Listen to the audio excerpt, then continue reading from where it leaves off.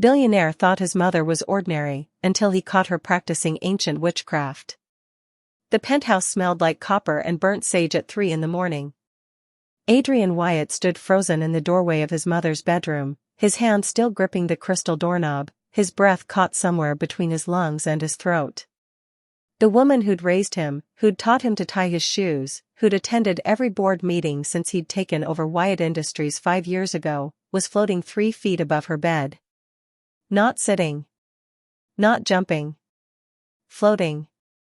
Her silver hair whipped around her face though every window was closed, and her lips moved in a language that sounded like rocks grinding against each other, like wind through a canyon that had no name. Candles he'd never seen before circled her bed, their flames burning blue, and in her outstretched palms, something that looked like lightning crackled and danced. Hey there, beautiful souls!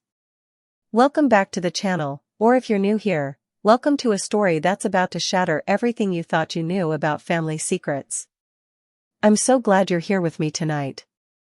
Drop a comment below and let me know where you're watching from. Are you cozy in bed in California? Sneaking a listen during your break in New York? I love hearing from you all around the world. And if you haven't subscribed yet, oh my goodness, what are we waiting for? Hit that subscribe button right now because trust me, you're not going to want to miss where this story goes. This is the kind of tale that'll have you checking on your own mother at midnight. Now, where were we? Oh right, Adrian, watching his 62-year-old mother defy the laws of physics. The thing was, Adrian Wyatt didn't believe in impossible things.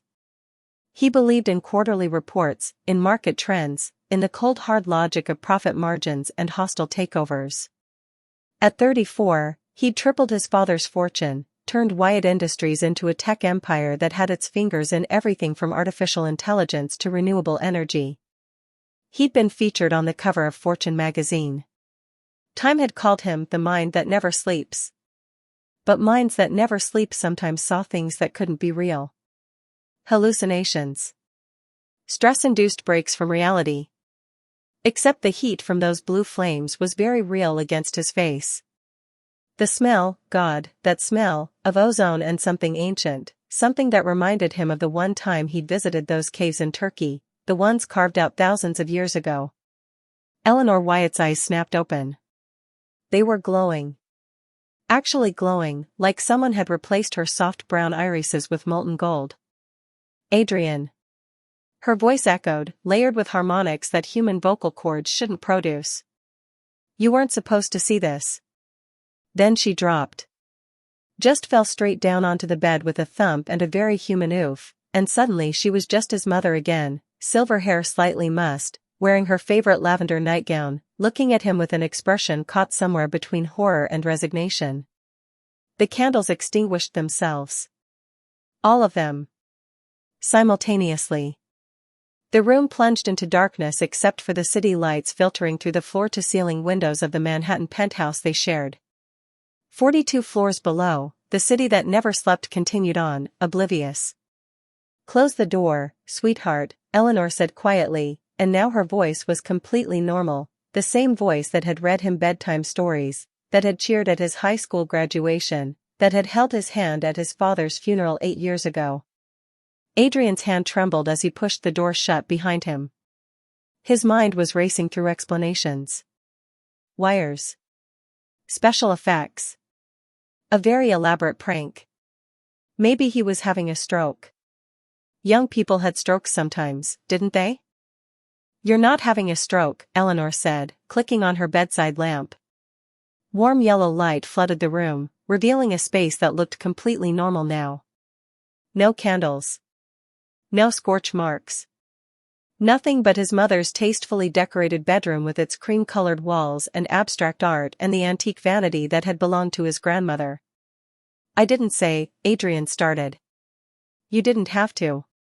You had the same expression your father had when he found out.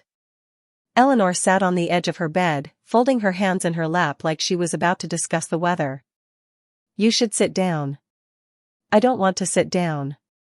Adrian's voice came out sharper than he intended. I want to know what the hell I just saw. His mother flinched. In 34 years, he'd maybe raised his voice to her 3 times. Eleanor Wyatt was the kindest person he'd ever known. She donated millions to charity, volunteered at soup kitchens despite having enough money to buy a small country, remembered the names of every single employee at Wyatt Industries down to the night janitors. She was good. Normal. Safe. She wasn't supposed to float. What you saw, Eleanor said carefully, was me practicing something my family has done for approximately 3,000 years. She patted the bed beside her. Please, Adrian. Sit. Because what I'm about to tell you is going to change everything you think you know about our family. About the world. About why your father really died. Adrian's blood went cold. Dad had a heart attack. Yes, Eleanor said. He did. After he tried to stop me from doing what I was born to do. The floor seemed to tilt under Adrian's feet. He grabbed the doorframe to steady himself, his mind refusing to process what he was hearing.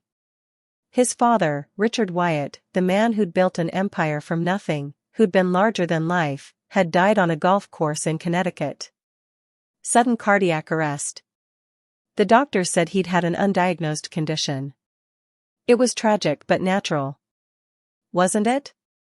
Sit, Eleanor repeated, and this time there was steel in her voice. The kind of authority Adrian had heard her use exactly once, when he was 7 and had almost run into traffic chasing a ball. He sat. His mother took a deep breath, and when she looked at him, her eyes were just brown again. Normal. But there was something else in them now, something he'd never noticed before. Something that looked like centuries staring out from behind a woman who was supposed to have been born in 1962 in Portland, Oregon.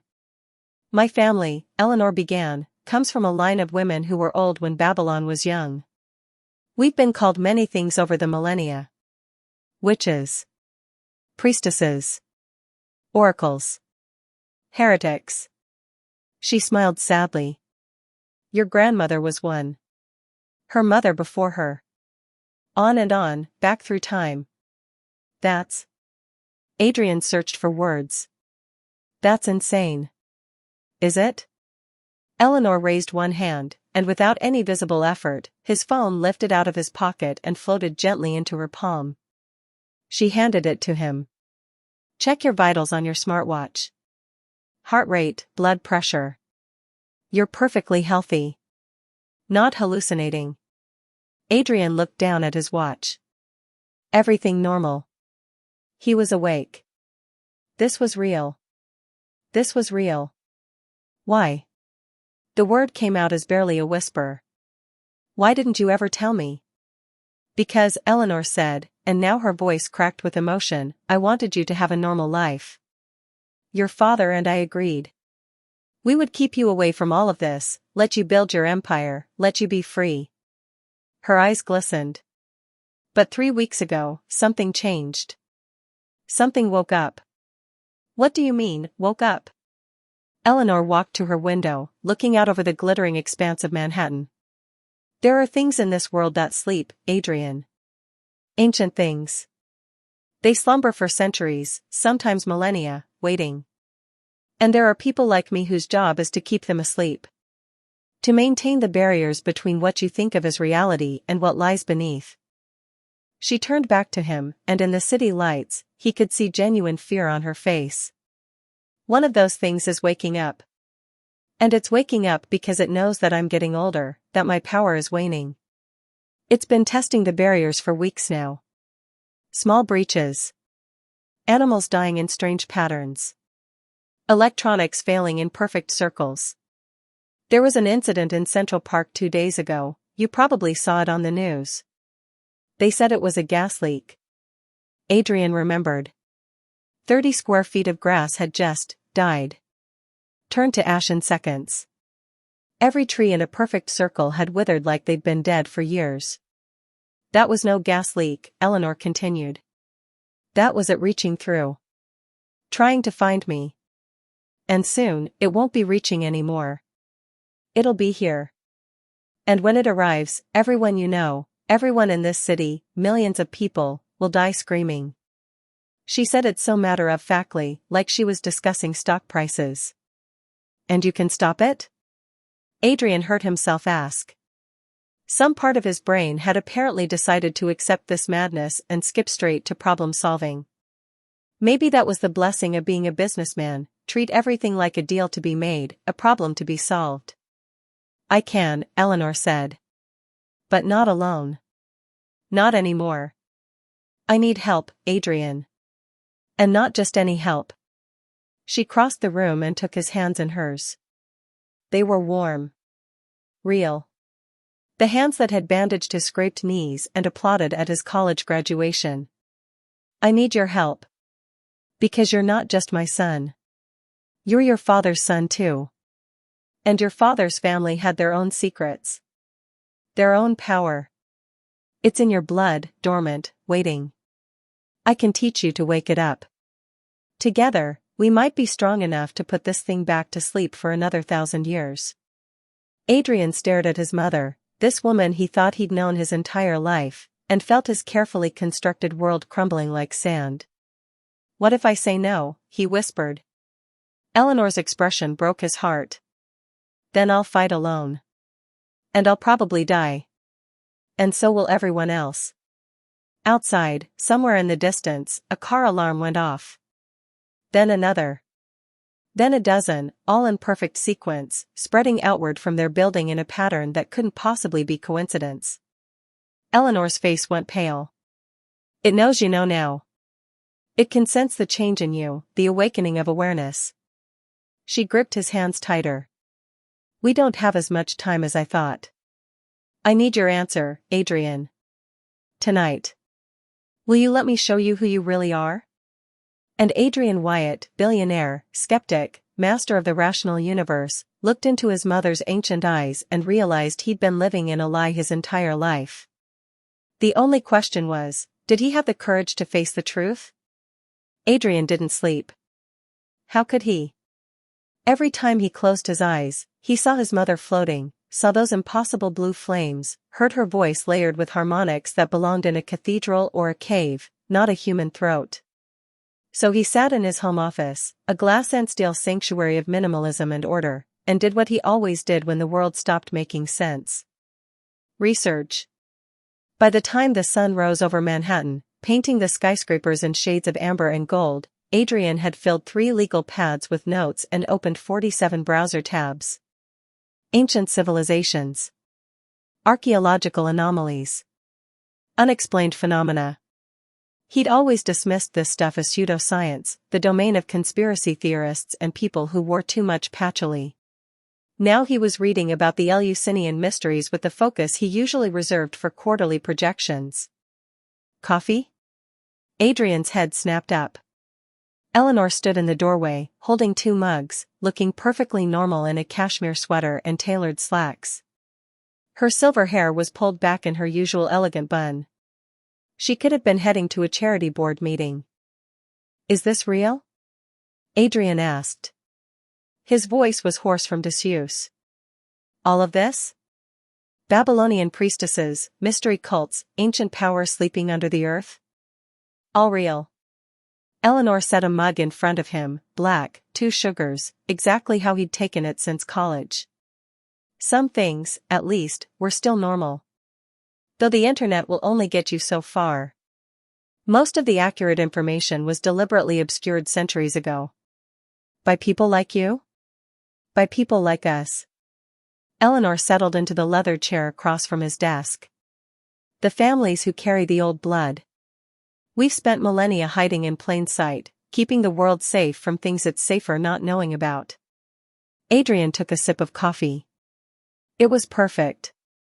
His mother had made him thousands of cups of coffee over the years, and somehow that mundane fact felt like an anchor in a tilting world. Tell me about Dad. Eleanor's expression softened with pain. What do you want to know? Everything. You said he had secrets. His own power. What did that mean? His mother was quiet for a long moment, her fingers tracing the rim of her mug. Outside, Manhattan was waking up, the distant sound of traffic, the hum of the city beginning its daily rhythm. In here, the silence felt heavy with things too long unspoken. Your father was descended from the Knights Templar, Eleanor finally said. The real ones. Not the historical society version. Men who didn't just guard pilgrims and accumulate wealth, they guarded knowledge. Dangerous knowledge. They were warriors, but also scholars of what they called the hidden architecture of reality.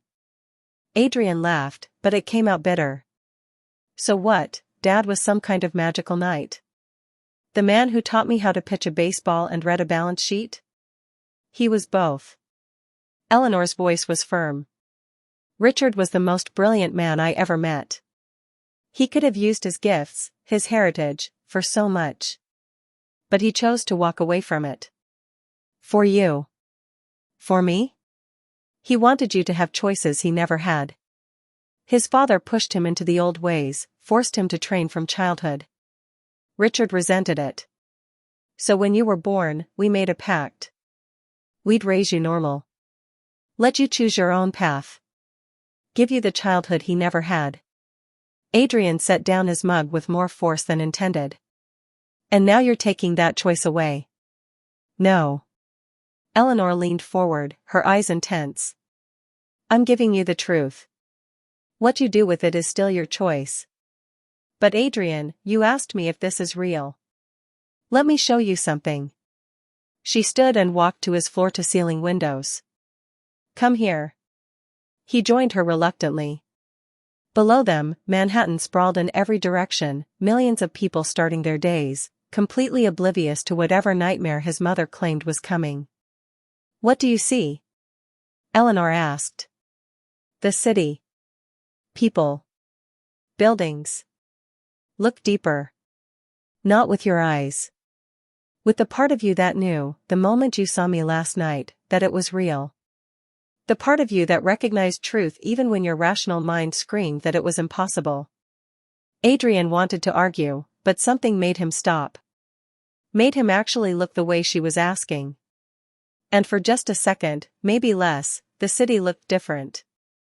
Underneath the concrete and steel and glass, he could have sworn he saw lines. Patterns. A vast geometric web of light connecting everything, pulsing like veins carrying blood. Then it was gone.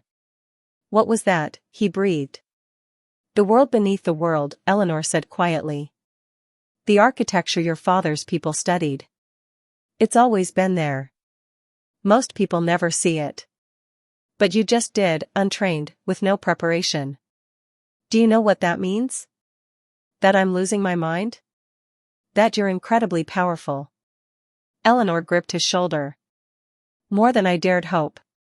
Richard's bloodline and mine combined in you. You could be extraordinary, Adrian. But only if you choose to be.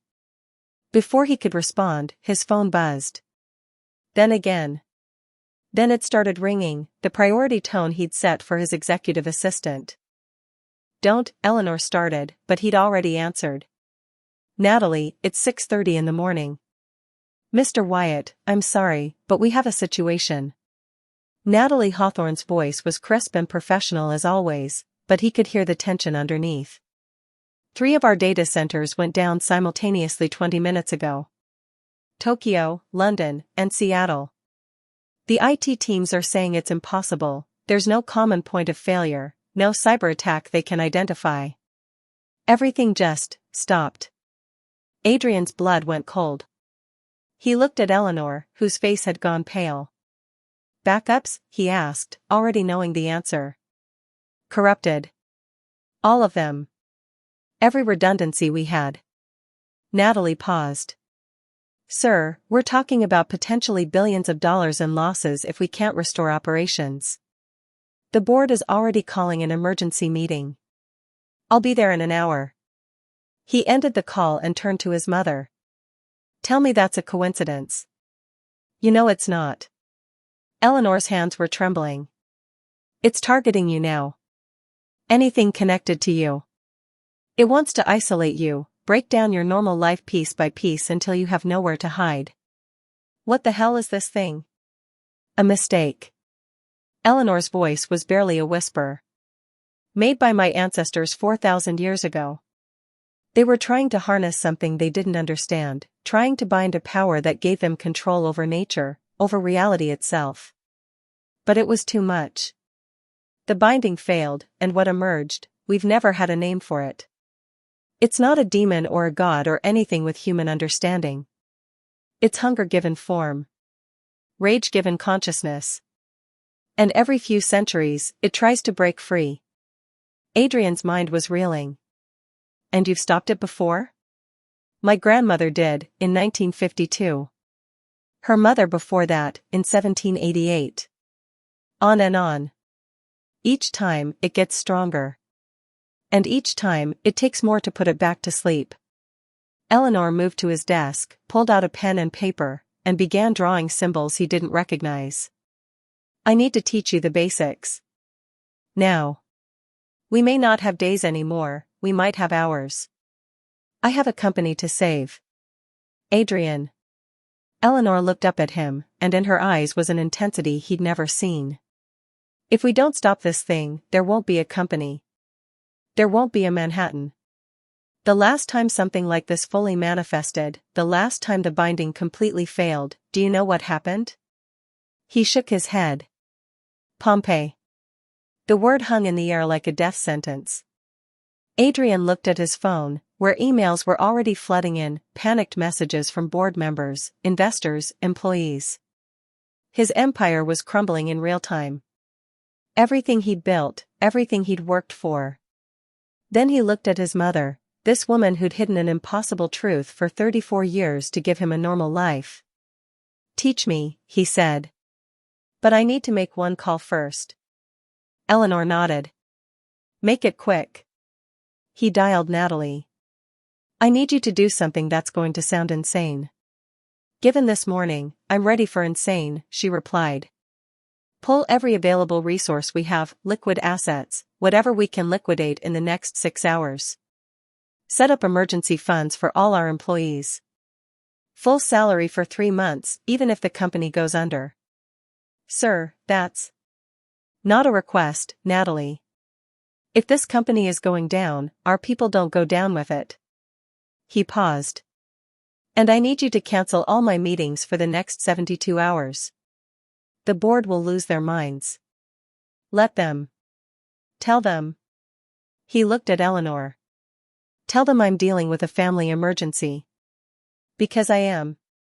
When he ended the call, his mother was smiling sadly. Your father would be proud. You have his heart. Yeah, and look where that got him. The words came out harsher than Adrian intended. Eleanor's smile faded. Your father's death wasn't because he had a good heart. It was because he tried to fight without preparation. He thought he could face this thing alone, with no training, just willpower and love. Her voice cracked. I begged him not to. But he was stubborn. Like someone else I know. Adrian felt something twist in his chest.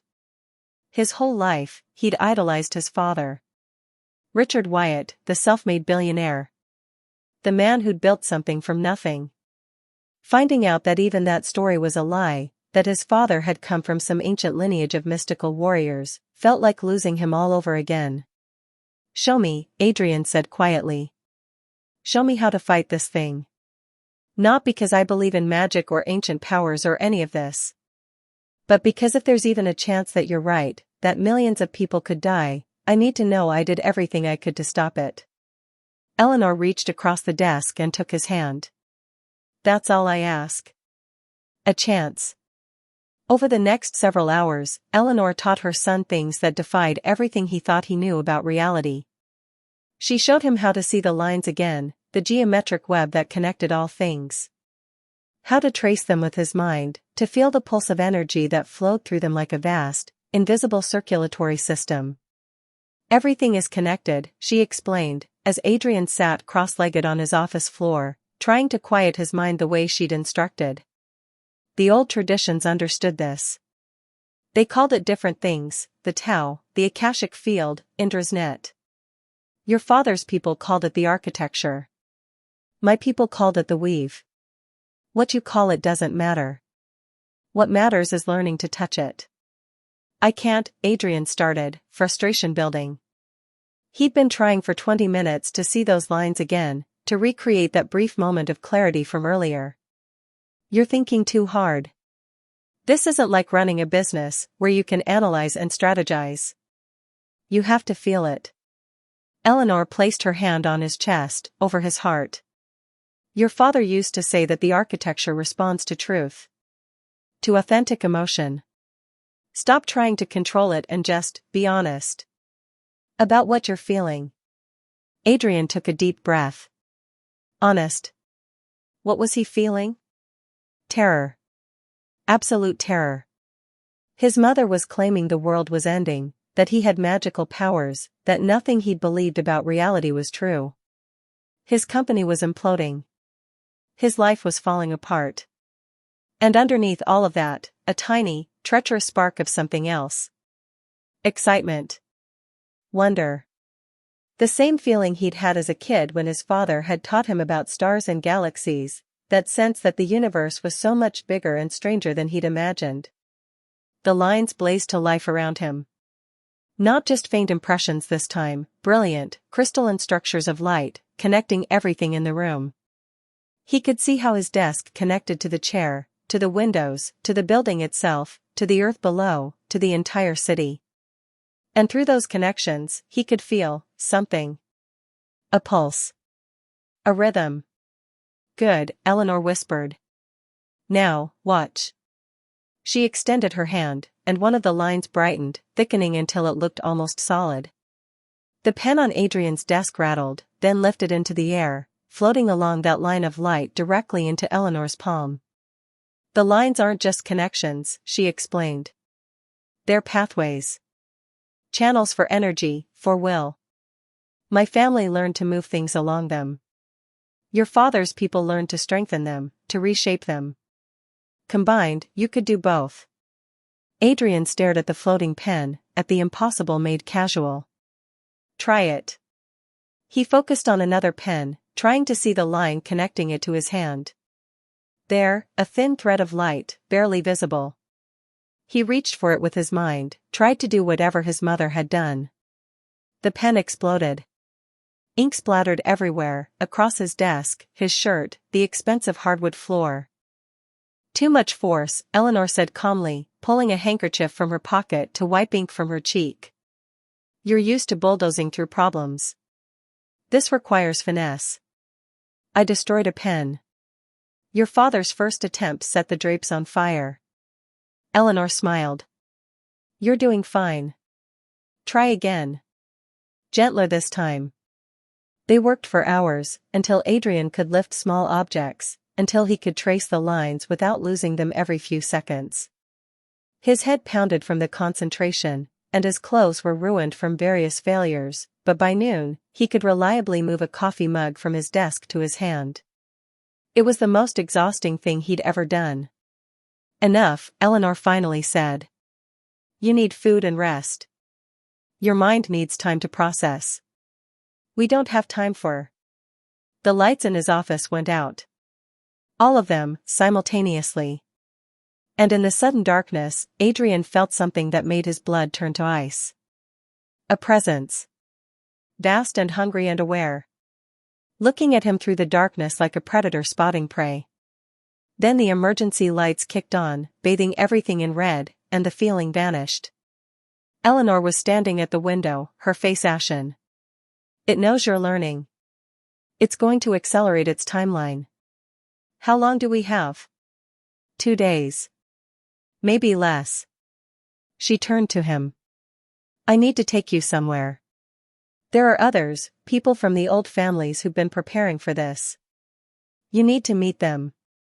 Learn from them. Because what I can teach you isn't enough. Others? Adrian's mind was already racing. How many? Where? Not many. The bloodlines are thin now. Most people with the old gifts don't even know what they are, they live normal lives, never awakening their potential. Eleanor grabbed her coat. But there's a woman. She lives in Brooklyn, runs an antique shop. Her family were the record keepers, the historians of our world.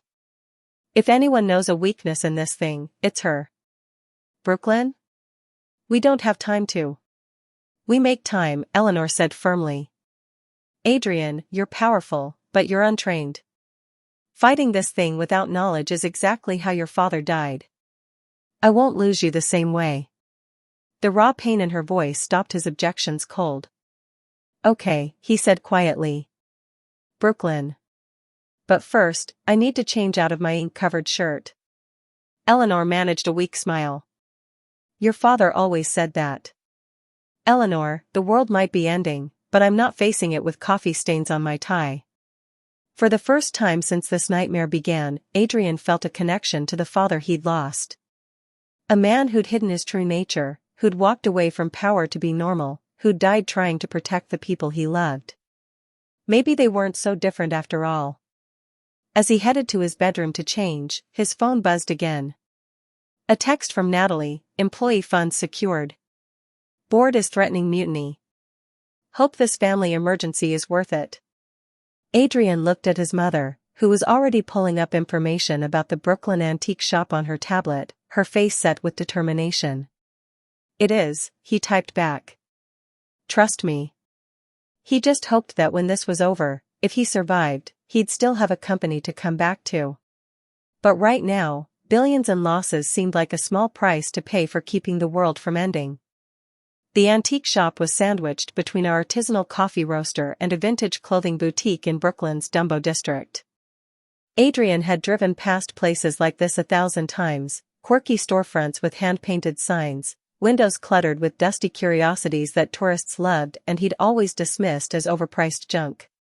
Now, standing in front of Thorne & Daughters, Antiquities and Curiosities, he wondered how many other things he'd dismissed that had been hiding in plain sight his entire life. She's expecting us, Eleanor said, pushing open the door. A bell chimed, not the electronic ding of modern shops, but an actual brass bell, its tone pure and resonant in a way that made Adrian's newly awakened senses tingle. Inside, the shop was a labyrinth of shelves crammed with objects from every era and culture. Victorian lamps next to Ming vases next to what looked like genuine Egyptian canopic jars.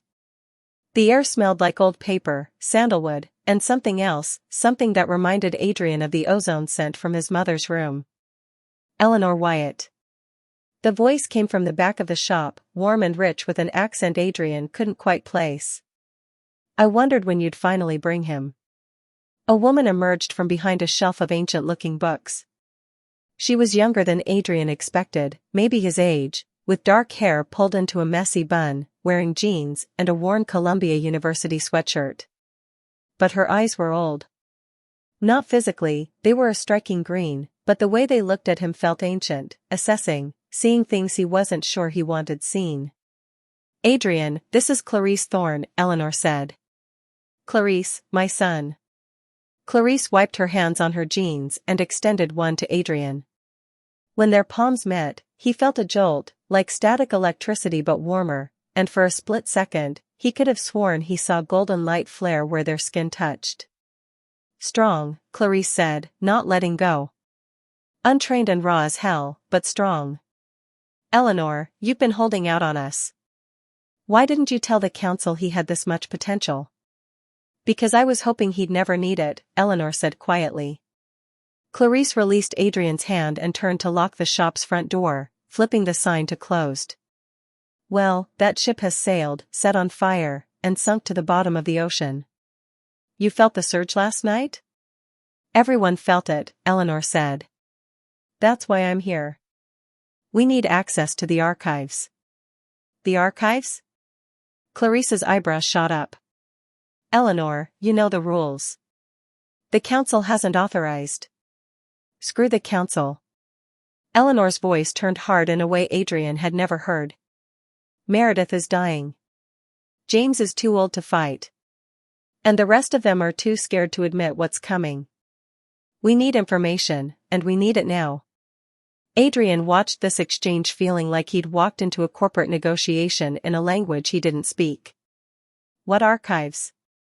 My family has spent 3,000 years collecting knowledge about things like what's waking up, Clarice explained, moving toward the back of the shop. Every encounter, every manifestation, every time the old power stirred. We wrote it all down. The archives are, well, think of them as a library of the impossible. Sounds useful. It is. It's also incredibly dangerous.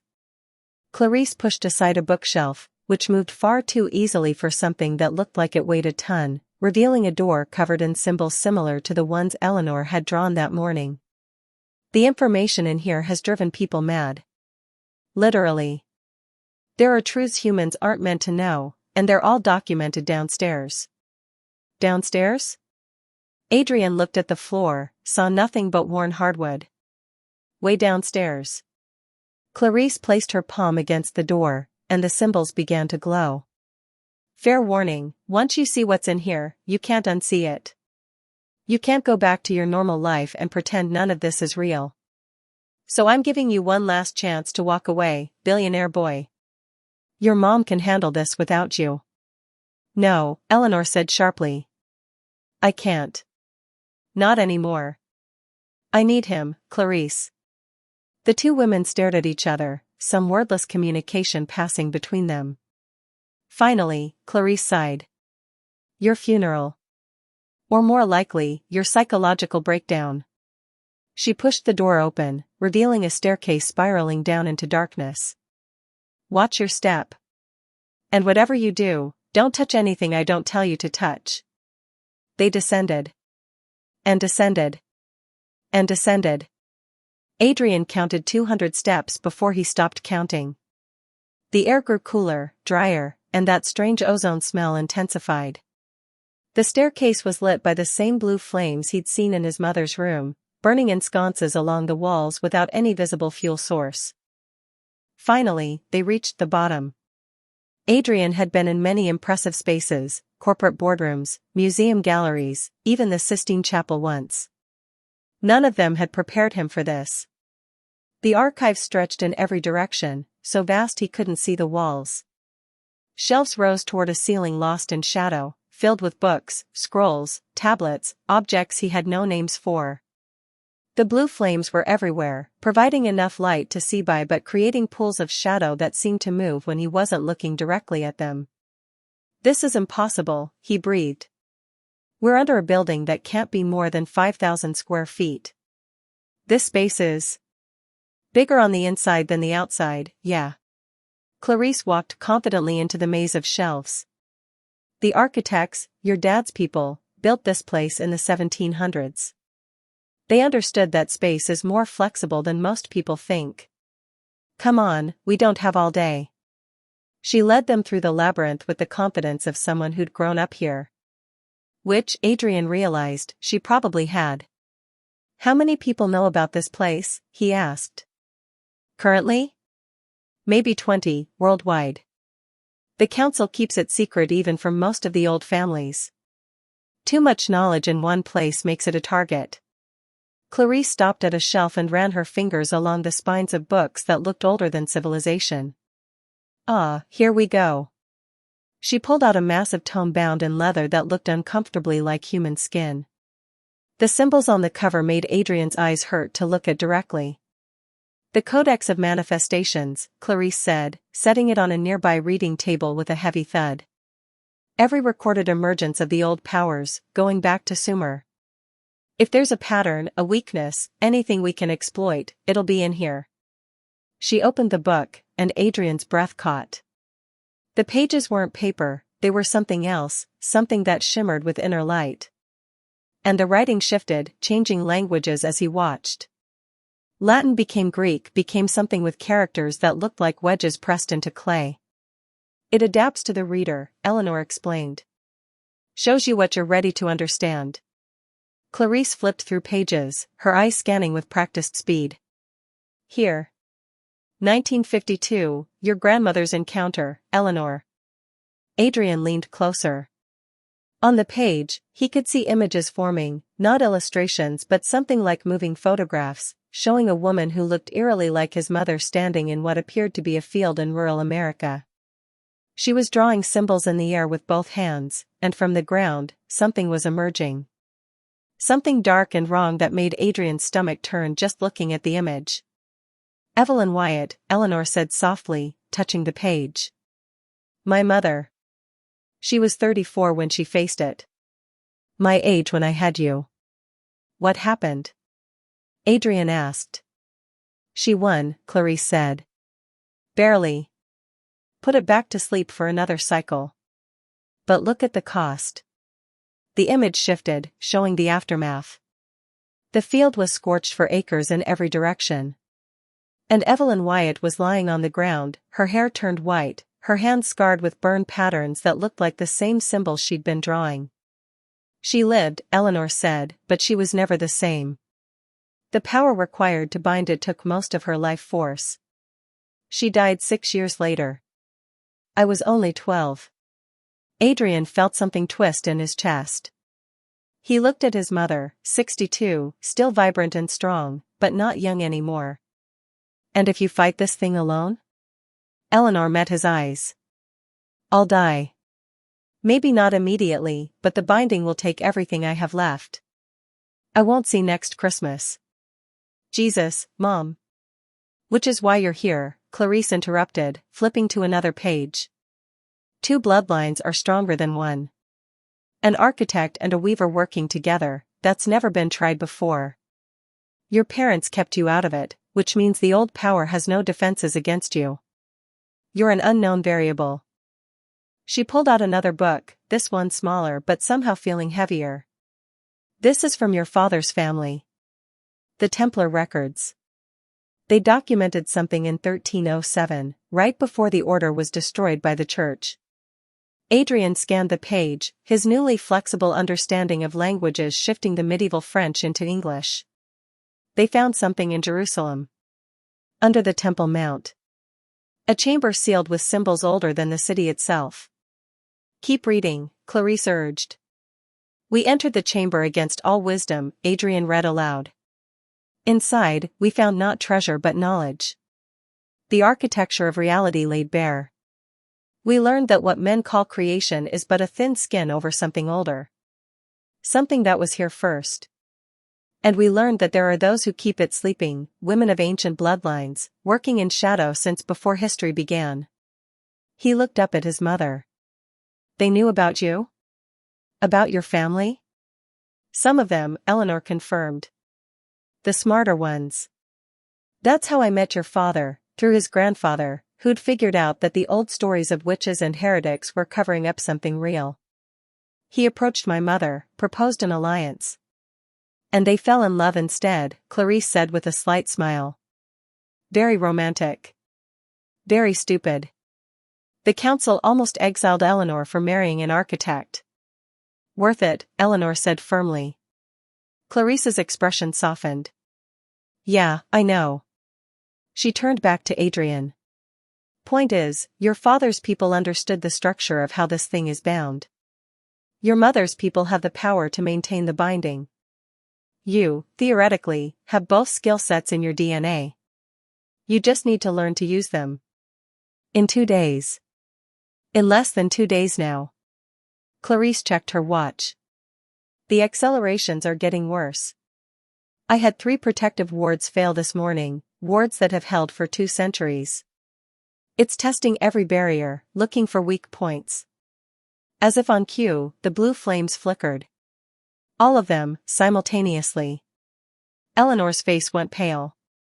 Clarice, tell me that's normal. That is absolutely not normal. Clarice was already moving, pulling books off shelves with frantic speed. The archives are protected by 7 layers of binding. If it's reaching here. The ground shook. Not like an earthquake, Adrian had been through a few of those in California during business trips. This was different. It felt directed. Purposeful. Like something massive had just taken a step, and that step had been toward them. We need to leave, Eleanor said urgently. Now. Wait. Clarice grabbed one more book, this one looked newer, the leather less ancient. The Codex of Binding. It has the ritual, the symbols you'll need. Take it. She shoved the book into Adrian's hands, and the moment his fingers touched it, pain lanced through his skull. Images flooded his mind, symbols, chants, geometric patterns that seemed to exist in more dimensions than three. He gasped, nearly dropping the book. "Sorry," Clarice said, not sounding sorry at all. "Should have warned you. It downloads directly into your consciousness. Templar technology. Your ancestors were freaky geniuses." The building shook again, harder this time. Books tumbled from shelves. One of the blue flames went out entirely. "Clarice, come with us," Eleanor pleaded. "Someone needs to protect the archives. If this thing gets loose and we fail, this knowledge is humanity's last hope for the next cycle." Clarice was already drawing symbols in the air, and Adrian could see the lines, the architecture, responding, brightening, weaving into a protective barrier. "Go. I'll hold it here as long as I can." "Clarice. Go." Eleanor grabbed Adrian's arm and pulled him toward the stairs. Behind them, more flames were going out, and in the growing darkness, Adrian could see something forming. A shape made of shadow and wrongness, pulling itself up from the floor like something drowning in reverse. They ran. Adrian had run exactly twice in the last 5 years, once for a charity 5K that his PR team insisted on, and once to catch a helicopter to the Hamptons. He was not in running up 200 stairs shape. But terror was an excellent motivator. Behind them, he could hear Clarice chanting in that same grinding, ancient language his mother had used. Could hear the sound of books exploding, of shelves collapsing, of something vast and hungry tearing through barriers that had held for centuries. They burst through the door into the antique shop, and Eleanor slammed it shut behind them. She pressed her palms against the wood and began drawing symbols, her fingers leaving trails of golden light. "Will that hold it?" Adrian gasped, his lungs burning. "No." Eleanor's voice was strained. "But it'll slow it down. Give Clarice time to." An explosion shook the building. The symbols on the door flared brilliantly, then shattered like glass. And in the sudden silence that followed, Adrian heard something that made his blood freeze. Screaming. Clarice was screaming. Then nothing. Eleanor's face crumpled. She braced herself against the door, her shoulders shaking. "Mom." "She's gone," Eleanor whispered. "I can feel it. The archives are breached." "Clarice is." She couldn't finish. Adrian stood there, holding a book that burned against his palms, his mind reeling. 10 minutes ago, he'd met this woman. This stranger who'd shown them secret knowledge and made jokes about his father's people being freaky geniuses. And now she was dead. Because of him. Because his mother had brought him here. Because he'd needed to learn. "We have to go," Eleanor said, straightening up with visible effort. Her eyes were dry, but Adrian could see the devastation in them. "Clarice bought us time. We can't waste it." "Shouldn't we, I don't know, call someone?" "The council you mentioned?" "The council is useless. Half of them don't even believe the old powers are real anymore, they think we're maintaining traditions for tradition's sake." Eleanor pulled out her phone and began typing frantically. "But there's one person who'll listen." "Who has to listen, because she's next in line after me." "Next in line for what?" Eleanor looked up at him. "To be the weaver. The primary binding force. If I die, the responsibility falls to her." She hit send and pocketed her phone. "My daughter." Adrian's world tilted again. "Your, what?" "Your half-sister. Sarah. She's 28, lives in Portland, and has spent her entire life pretending she doesn't have any power because she's terrified of it." Eleanor was already heading for the door. "But she's going to have to get over that fear, because the three of us are all that's left." Adrian followed his mother out into the Brooklyn street, his mind struggling to process this latest revelation. A sister. He had a sister. The sky above them was wrong. Adrian had lived in New York long enough to know what the sky should look like, even on overcast days, even in winter. This wasn't that.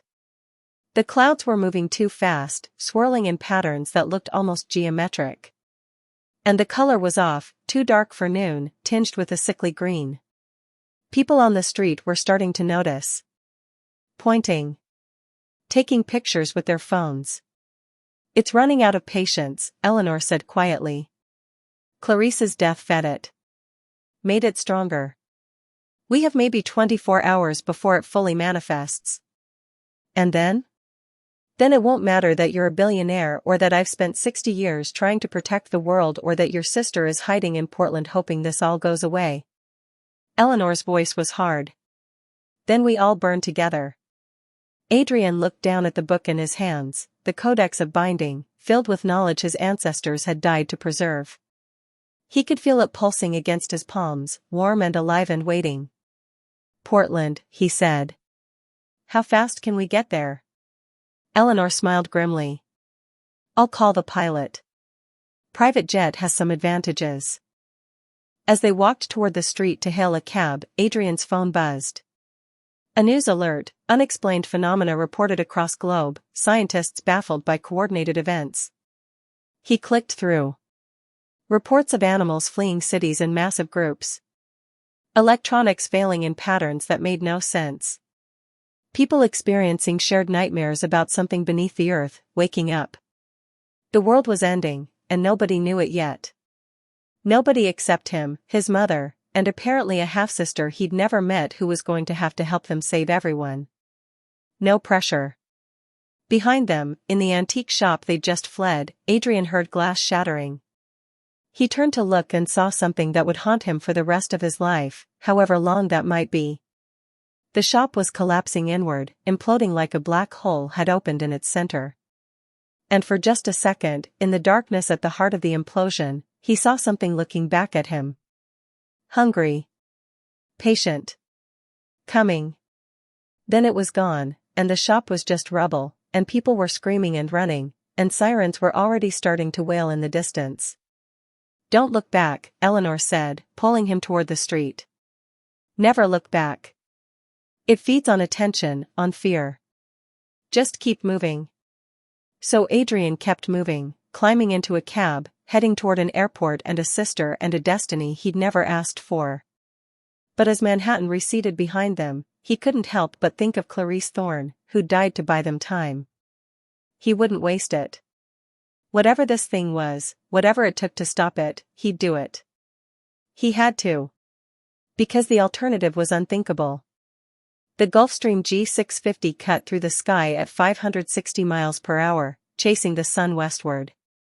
Adrian sat in the cream leather seat, the Codex of Binding open on his lap, trying to make sense of the symbols that seemed to rearrange themselves every time he blinked. Stop trying to memorize them, Eleanor said from across the cabin. She'd been on her phone for the last hour, making calls to people Adrian had never heard of, speaking in coded language that he was only beginning to understand. The knowledge is already in you. The book just activates it. That doesn't make any sense. Welcome to my world. Eleanor set down her phone and rubbed her temples. Sarah isn't answering. I've left 4 messages. Maybe she's at work? She works from home.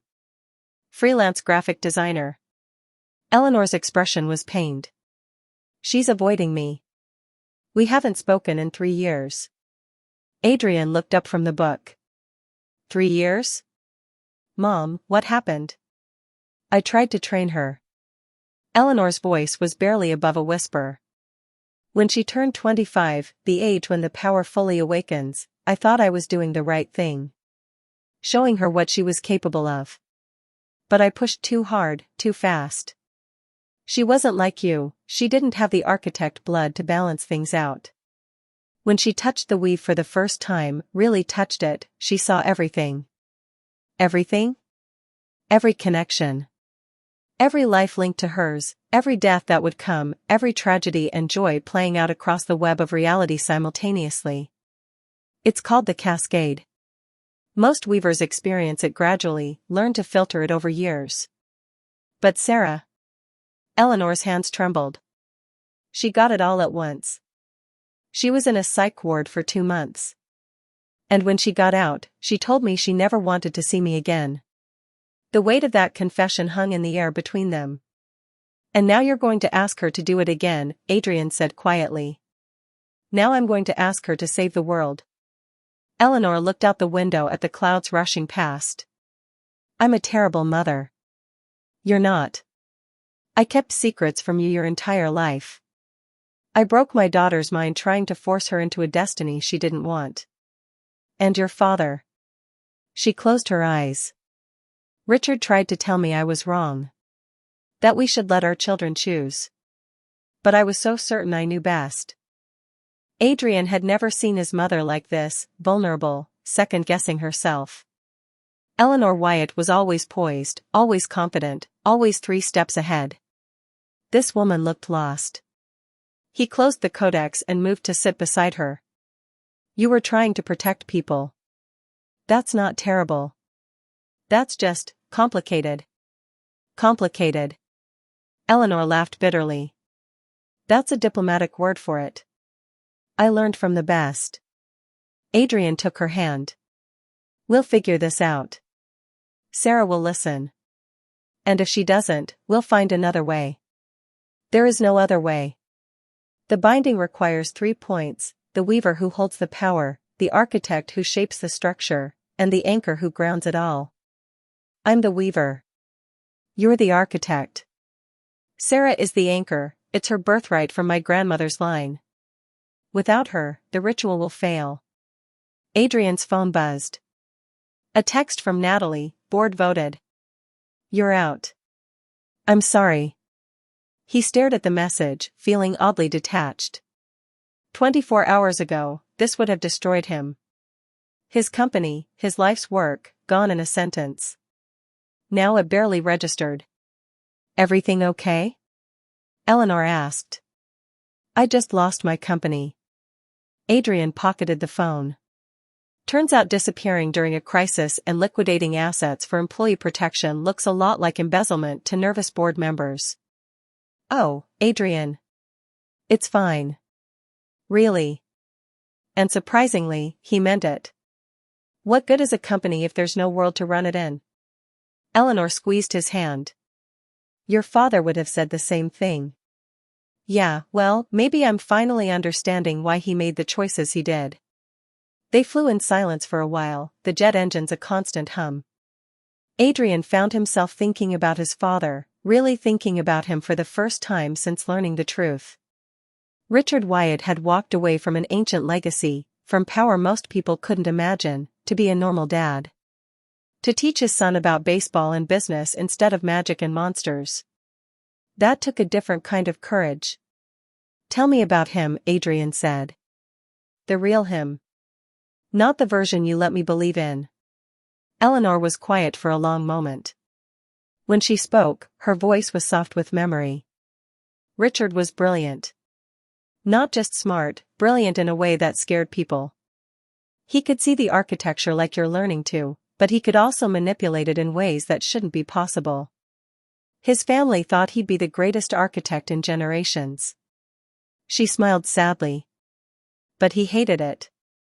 Hated being told what he was supposed to be, what role he was supposed to play. So he rebelled. Went to business school, built a company, tried to prove he could be successful without using any of his gifts. Did it work? For a while. Then he met me at a council gathering his grandfather dragged him to. I was there representing my mother, who was too weak from the last binding to travel. He told me later that the moment he saw me, he knew his normal life was over. Love at first sight? More like recognition. We were both trying to escape our destinies, both pretending we could be ordinary. We understood each other. Eleanor's eyes glistened. We got married against both our families' wishes. Had you? For 10 beautiful years, we actually pulled it off. We were just a normal family with too much money and a nice penthouse. What changed? The cycle came around again. Earlier than expected, they're getting shorter each time. And I couldn't hide anymore. I had to start preparing, had to train, had to be what I was born to be. She wiped her eyes. Richard tried to support me, but the more I embraced my power, the more he pulled away. He'd spent so long rejecting his own gifts that watching me use mine was like watching his worst nightmare come true. Is that why he tried to fight alone? Eleanor nodded. The emergence started manifesting in small ways, the same signs we're seeing now, but slower.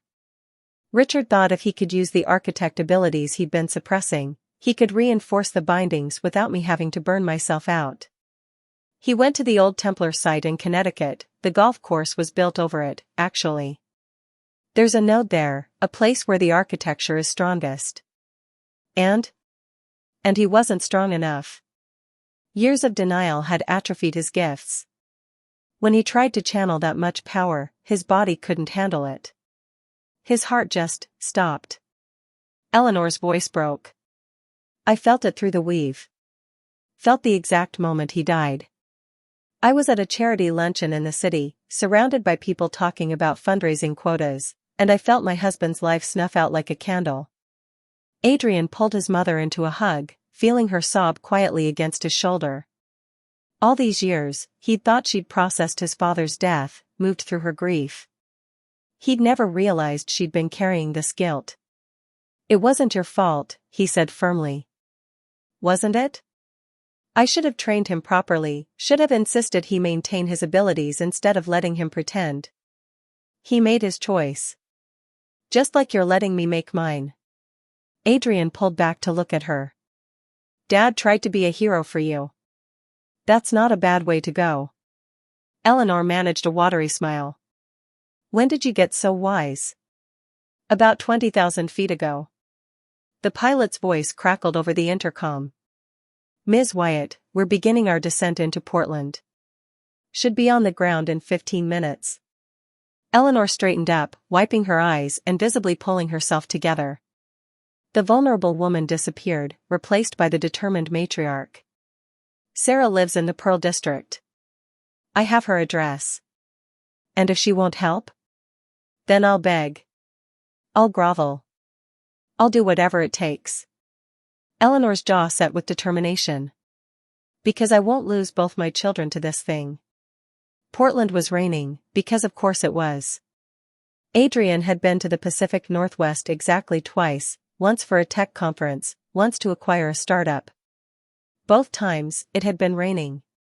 The city seemed to exist in a perpetual state of gentle drizzle, the kind that wasn't dramatic enough to bother with an umbrella but soaked you through anyway.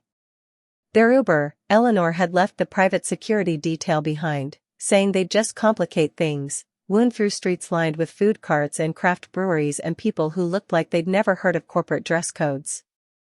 Sarah's apartment was in a converted warehouse building, all exposed brick and industrial chic. Eleanor hesitated before pressing the buzzer. What if she doesn't let us up? She asked quietly. Then we wait. We've got, Adrian checked his watch. About 18 hours before things get really bad, right? We can be persistent for 18 hours. Eleanor smiled and pressed the buzzer.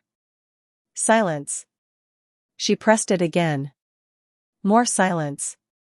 Sarah, I know you're there, Eleanor said into the intercom. I can feel you. Please. It's important.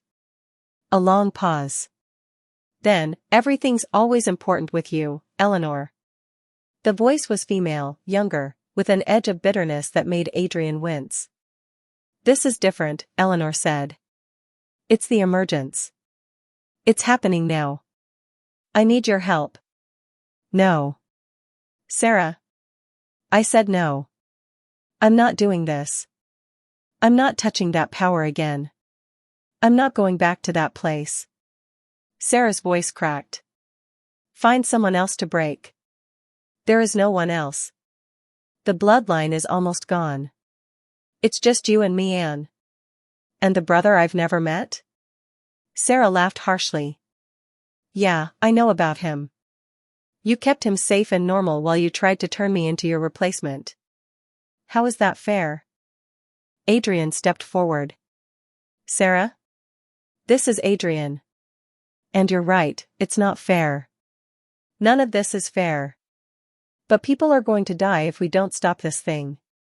Millions of people. And I know we're strangers, but I'm asking you anyway. Please. Another long silence.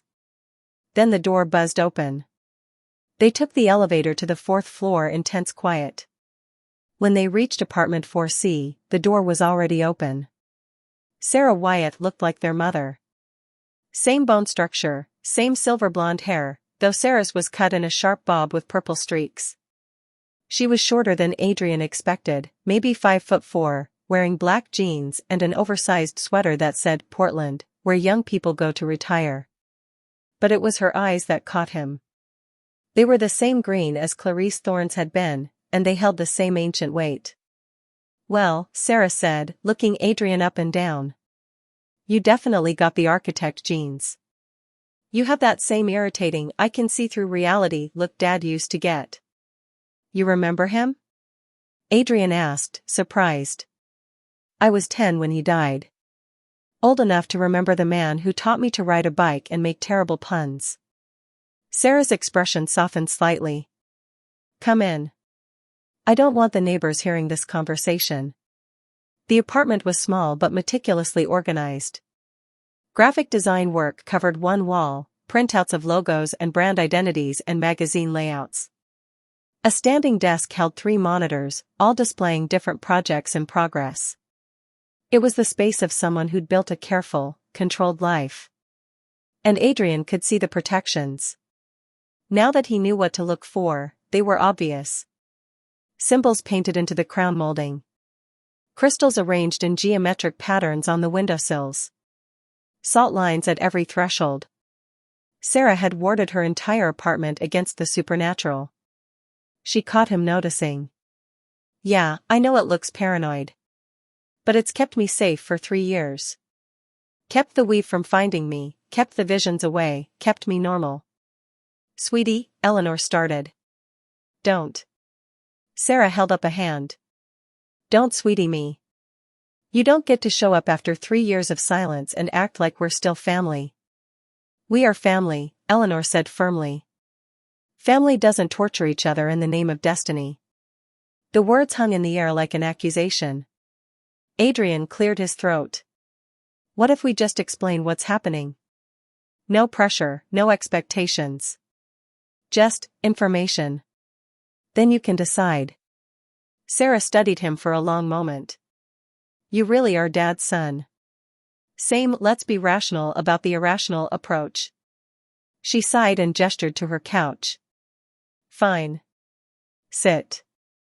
Talk. But I'm not promising anything." Eleanor explained everything. The acceleration of the cycle. Clarice's death. The breaching of the archives. The signs appearing worldwide. As she talked, Adrian watched his half-sister's face cycle through emotions, fear, anger, resignation, and finally, a deep weariness that made her look much older than 28. "So you need me to be the anchor," Sarah said when Eleanor finished. "Ground the ritual while you burn through your life force and Adrian reshapes reality according to symbols he learned yesterday." "That's the plan?" "That's the plan," Eleanor confirmed. "It's a terrible plan. It's the only plan." Sarah stood and walked to her window, looking out at the rainy Portland streets. "Do you know what it's like? Being an anchor? You asked me to touch the weave 3 years ago, and I saw everything. Every person in this city, their lives spread out before me like threads. I saw the woman across the street who's going to die of cancer next year. The kid on the corner who's going to get into MIT. The couple in 3B who seem happy but he's cheating on her. All of it, all at once, and I couldn't make it stop." She turned back to them, tears streaming down her face. "I was drowning in other people's lives. I couldn't tell where they ended and I began. And you want me to do that again, but bigger? You want me to anchor myself to a ritual that's going to connect me to millions of people?" "I know it's asking too much," Eleanor said quietly. "You're damn right it is. But I'm asking anyway. Because if we don't do this, all those people you saw, all their threads, they all end. Tomorrow. Maybe sooner." Sarah laughed bitterly. "No pressure, though." Adrian stood and walked to his sister. Up close, he could see the resemblance even more clearly. She had their mother's determination in her jaw, their father's intelligence in her eyes. "I'm scared too," he said quietly. 24 hours ago, I thought the world made sense. Now I'm being told I need to reshape reality to stop an ancient evil, and I have no idea if I can do it. I'll probably fail. I'll probably die trying. But at least I'll have tried." Easy for you to say. You didn't spend 2 months in a psych ward being told your visions weren't real. You're right. I got to live a normal life while you suffered. That's not fair, and I'm sorry. But Sarah, he took her hand. I just met you. And I really don't want the world to end before I get to know my sister. Sarah stared at their joined hands. When she looked up, her eyes were red but clear. You're good, she said. That's manipulative as hell, but good. I learned from watching corporate negotiations. And here I thought you were the normal one. She pulled her hand away and looked at Eleanor. If I do this, and that's a big if, I need guarantees. I need to know that if it gets to be too much, if I'm drowning again, you'll pull me out. I need to know you won't sacrifice me for the greater good. Never, Eleanor said fiercely. I already lost Richard. I won't lose you too. Fine. Sarah took a deep breath. Then I'm in. But we're doing this my way. With protections. With safeguards. With every precaution we can think of. Agreed, Eleanor said. Adrian felt relief flood through him. So what's the first step? First step? Sarah walked to her desk and pulled out a sketchbook. We need to find the binding site. The place where the original seal was created. It'll be a power node, somewhere the architecture is strongest and the weave is thinnest. Somewhere it can push through most easily. She flipped open the sketchbook, revealing pages of intricate designs and symbols. But on the last page was a map, hand-drawn but detailed, of the Pacific Northwest. I've been having dreams, Sarah admitted. For the last 3 weeks. Dreams of a place I've never been. Mountains. Water. Something old buried deep. She pointed to a spot on the map. Here. Mount St. Helens. Adrian's blood went cold. The volcano? Not just a volcano. The site of one of the most powerful geological events in modern history. In 1980, the entire north face of the mountain collapsed. What if that wasn't natural?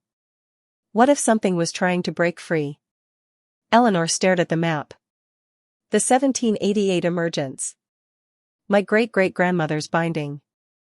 I always wondered why she went to the Pacific Northwest. The family was based in Boston at the time. She went to the source, Sarah said. And she sealed it under a mountain. But that seal is breaking. I can feel it. In my dreams, I see the mountain opening like a mouth. As if to punctuate her words, all 3 of their phones buzzed simultaneously. Emergency alert, unusual seismic activity detected near Mount St. Helens. Minor tremors reported. No cause for alarm.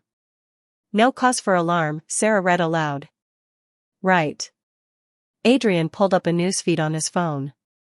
The alerts were everywhere now, strange weather patterns, mass animal migrations, electronics failing in concentric circles spreading out from southwestern Washington. How long do we have? He asked. Eleanor closed her eyes, and Adrian could see her concentrating, feeling for something through the weave. When she opened them, her face was pale. 12 hours. Maybe less. It's accelerating faster than I thought. Clarice's death weakened the barriers more than I realized. Then we need to move now. Sarah was already packing, grabbing her laptop, some crystals, a bag that clinked with what sounded like glass bottles. I have some things that might help. Protections, focusing aids, stuff I made when I was still trying to understand the power before it broke me. We'll take my plane, Adrian started. No time. It's a 4-hour flight even on a private jet. We drive. Sarah pulled out car keys. I have a Subaru. We can be there in 2.5 hours if we push it. A Subaru? Adrian couldn't help himself. Welcome to the Pacific Northwest, billionaire boy. Up here, we value practicality over pretension. But Sarah smiled as she said it, the first genuine smile he'd seen from her. They were loading into the car, Adrian folding his 6-foot frame into the back seat of what was indeed a very practical Subaru Outback, when Eleanor's phone rang. She answered, listened for a moment, and her face went ashen. When? How many? I understand. We're on our way. She ended the call and looked at her children. That was James, from the council. There was an incident in Seattle. An entire city block, just gone. Swallowed into the earth. 43 people dead. Jesus, Sarah whispered. It's manifesting faster than any previous cycle. James thinks we have less than 12 hours. Maybe less than 6. Adrian looked at his watch. 2:47 p.m. If they had 6 hours, that meant the world ended at 8:47 p.m. Then we'd better hurry, he said. Sarah started the car, and they pulled out into Portland traffic. The rain was getting heavier, the sky darker despite it being early afternoon. And in the distance, if Adrian looked with his new awareness, he could see the lines of the architecture trembling like spider webs in a storm. Somewhere ahead, under a mountain that had already exploded once, something ancient and terrible was waking up. And 3 people who barely knew each other, bound by blood and destiny and desperation, were racing against time to stop it.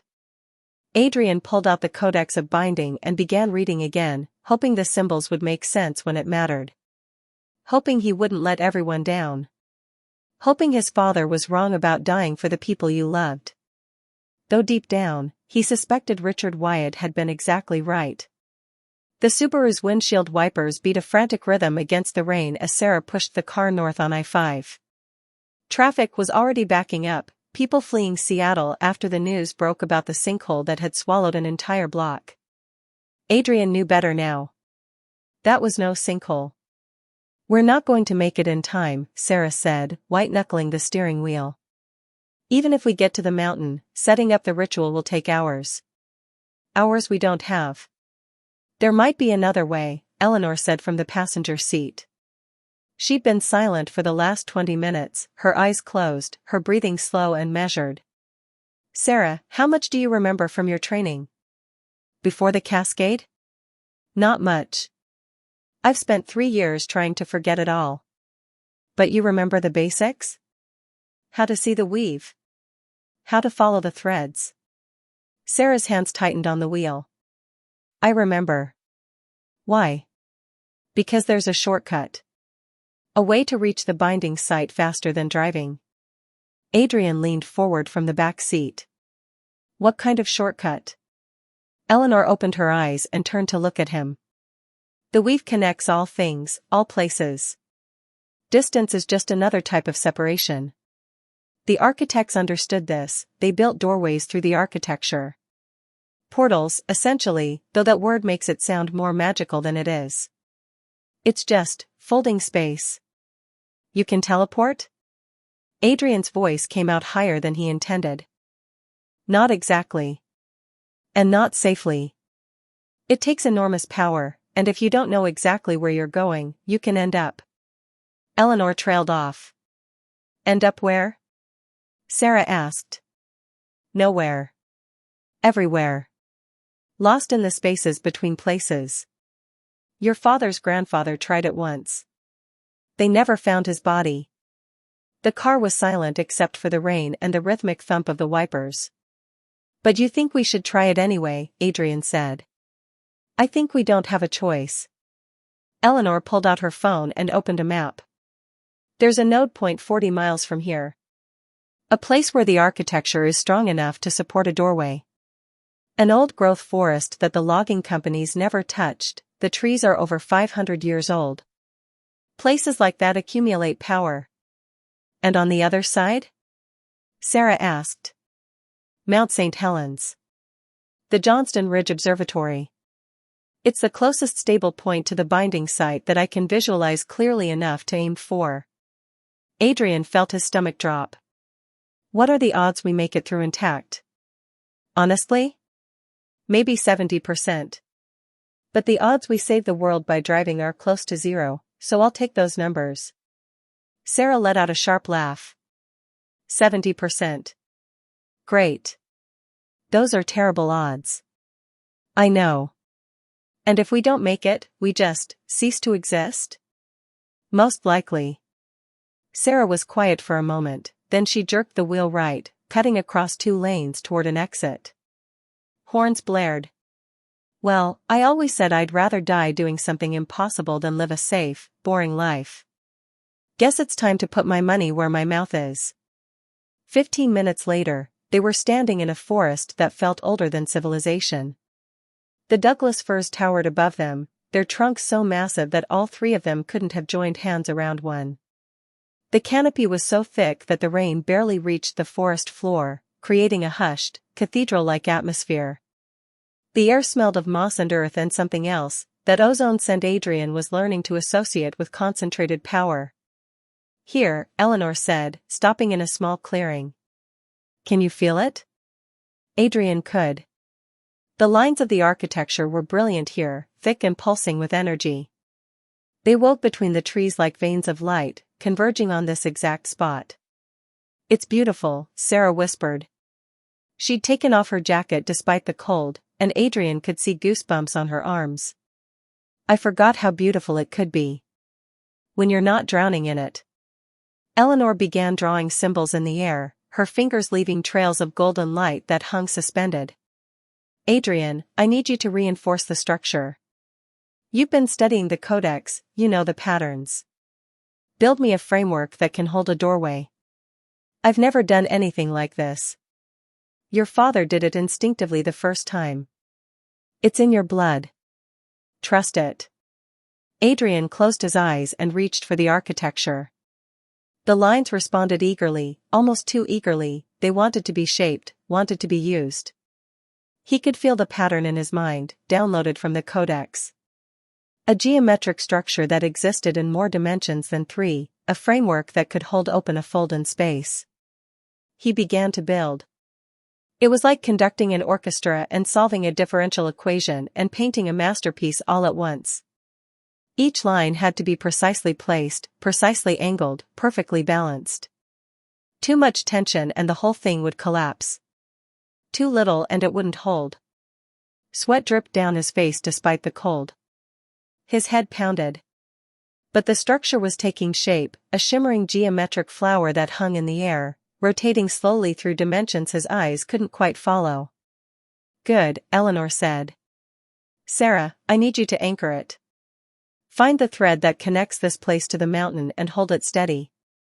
Mom, I haven't done this in years. You can do it. I know you can. Sarah took a shaky breath and closed her eyes.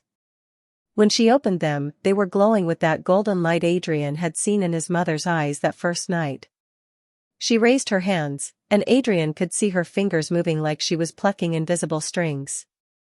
I see it, she whispered. The thread.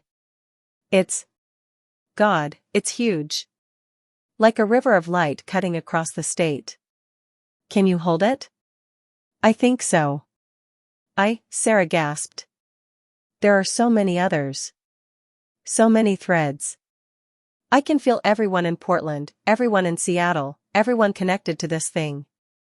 Don't look at them, Eleanor said sharply. Just the one thread. Focus on the mountain. Nothing else exists.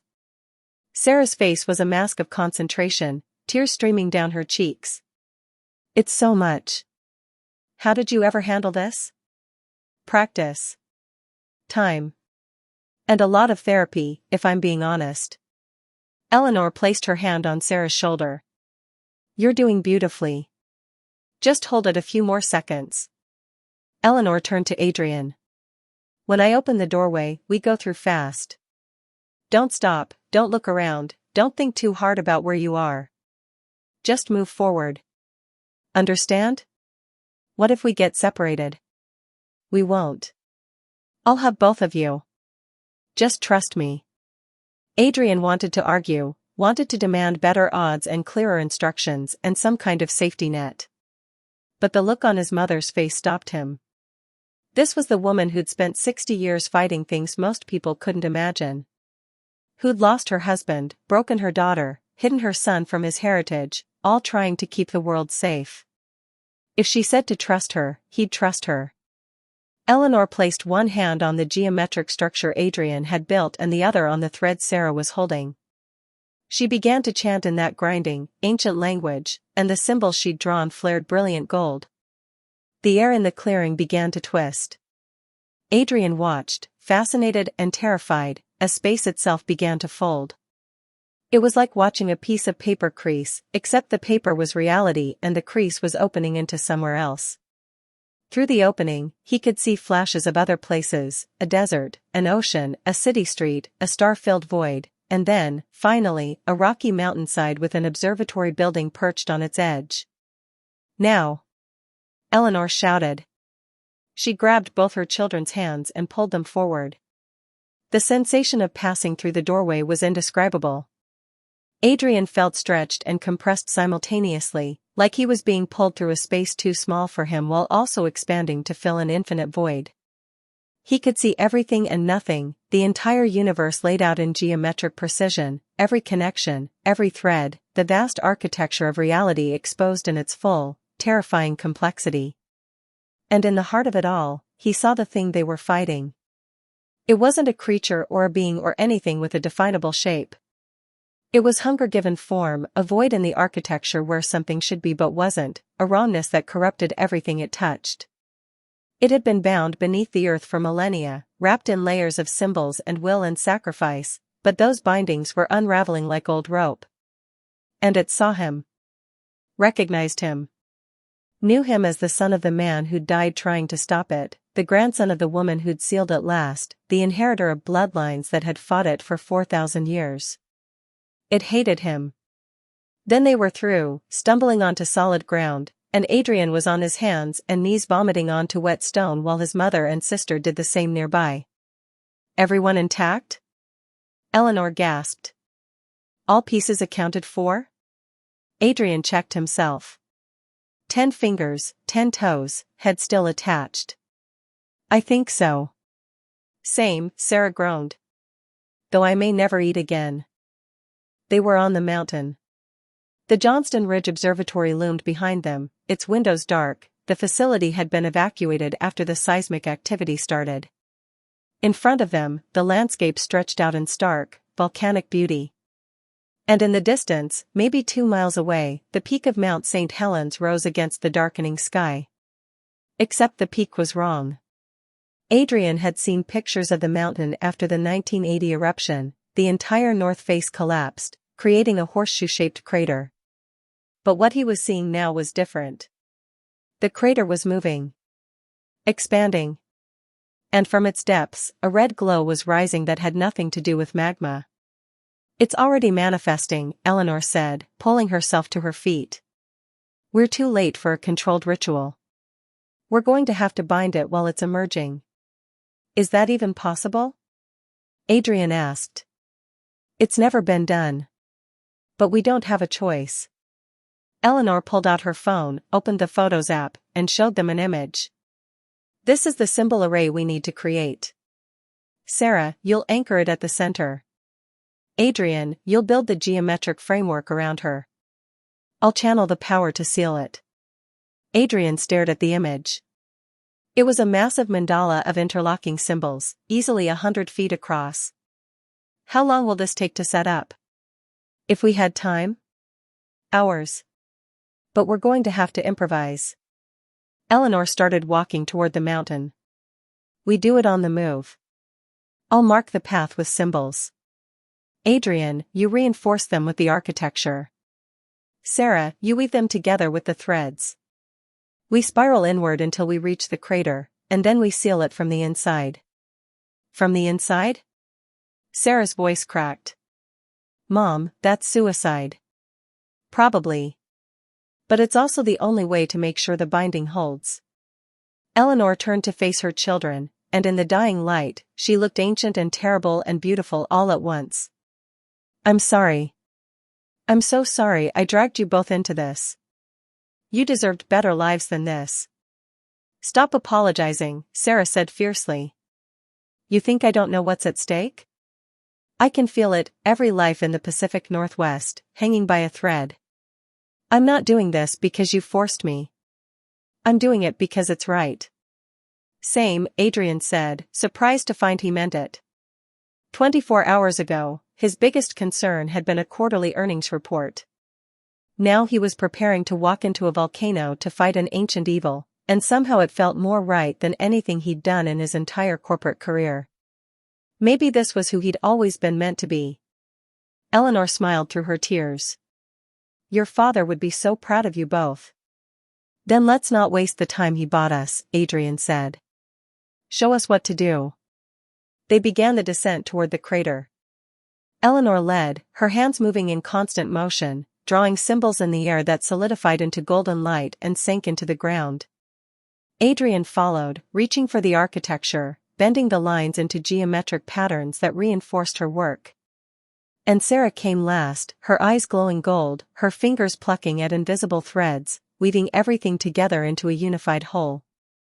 It was like conducting a symphony while running a marathon while solving an impossible puzzle. And the mountain was fighting back. The ground trembled with every step. Cracks opened in the earth, forcing them to leap across gaps that glowed with that sickly red light. The air grew hot, sulfurous, hard to breathe. And from the crater ahead, sounds emerged that shouldn't be possible, grinding stone mixed with something almost like words, an almost language that made Adrian's ears bleed just hearing it. It knows what we're doing. Eleanor shouted over the noise. It's trying to stop us. A boulder the size of a car shot out of the crater, arcing through the air directly toward them. Adrian reacted on instinct. He reached for the architecture, found the lines connecting the boulder to the earth, and pulled. The massive stone veered midair, smashing into the ground 20 feet to their left instead of crushing them. Nice! Sarah yelled. Thanks. Adrian's nose was bleeding from the effort, but he couldn't stop to wipe it. They had to keep moving.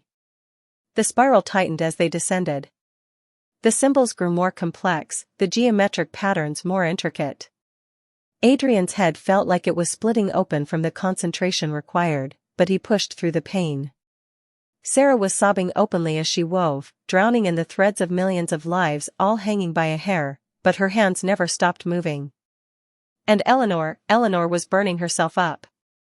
Adrian could see it in the way her hair was going white, in the lines deepening around her eyes, in the trembling of her hands. Every symbol she drew took years off her life. Mom, you need to slow down, Adrian started.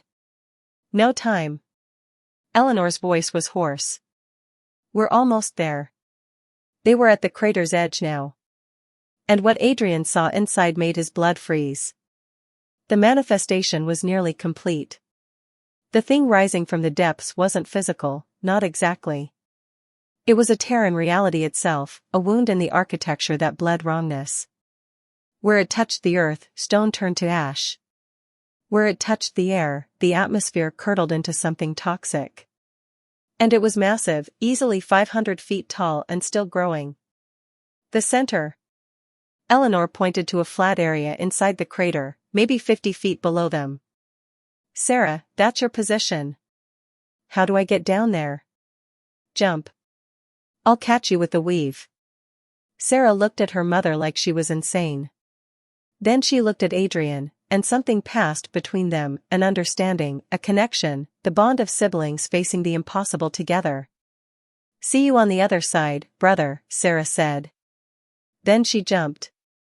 Eleanor's hands moved in a blur, and Adrian saw the threads of the weave catch Sarah midair, lowering her gently to the crater floor. His sister landed, stumbled, but stayed upright. She immediately began moving her hands in the patterns Eleanor had taught her, anchoring herself to that spot, preparing to become the foundation of the binding. Your turn, Eleanor said to Adrian. I need you down there with her. Building the final framework. It's the most complex structure you've ever attempted. Can you do it?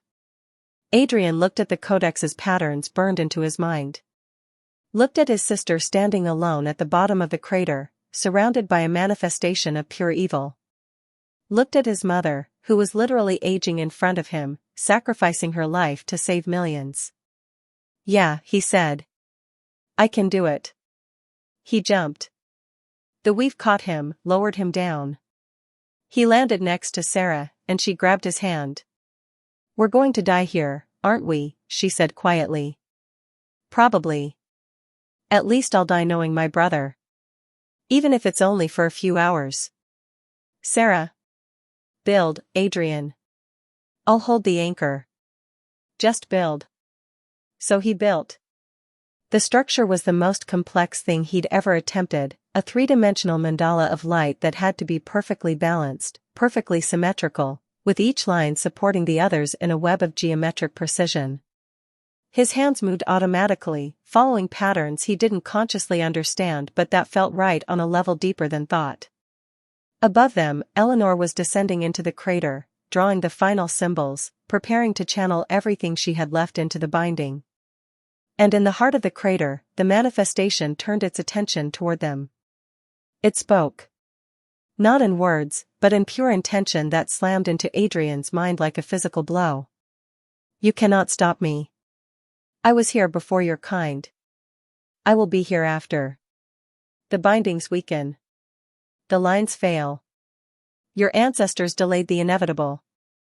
You merely prolong your suffering. "Shut up," Adrian gasped, fighting to maintain the structure while his brain felt like it was being squeezed in a vice. "You're going back to sleep." The one called Richard thought the same. I stopped his heart with a thought. "I will do the same to you." Pain exploded in Adrian's chest. His heart stuttered, missing beats, trying to stop the way his father's had. "No!" Sarah screamed. Her hand tightened on his, and suddenly Adrian felt power flowing into him, her power, anchoring him, keeping him alive. "You don't get to take anyone else from this family." The pain receded. Adrian's heart steadied. And in that moment, he understood something crucial. The manifestation was powerful, ancient, terrifying. But it was alone. They were together. "Mom," he shouted. "Now. Do it now while we're connected." Eleanor didn't question. She raised both hands and began the final chant. The symbols they'd drawn began to glow, all of them simultaneously, creating a spiral of light that converged on the point where Adrian and Sarah stood. The geometric structure Adrian had built flared into existence, a cage of light that began to contract around the manifestation. And the thing screamed. It was a sound that existed in frequencies human ears weren't meant to hear. Windows shattered in the observatory a mile away. Birds fell from the sky. The ground cracked. But the binding held. Because it wasn't just Eleanor's power anymore. It was all three of them, the weaver, the architect, and the anchor, working in perfect synchronization. The bloodlines that had fought this thing for 4,000 years, finally united. The manifestation thrashed, trying to break free, but with every movement, the geometric cage tightened. The symbols burned brighter. And slowly, inexorably, the tear in reality began to close. "It's working." Sarah gasped. "Adrian, it's actually working." But the cost was devastating. Adrian could see his mother collapsing, her hair completely white now, her face gaunt. She was burning through her entire life force to fuel the binding. "Mom, stop," he shouted. "You're killing yourself." "Worth it," Eleanor whispered, but her voice was fading. "Save them. Save everyone." The geometric cage contracted to the size of a building. Then a car. Then a person. The manifestation screams became whimpers, then silence.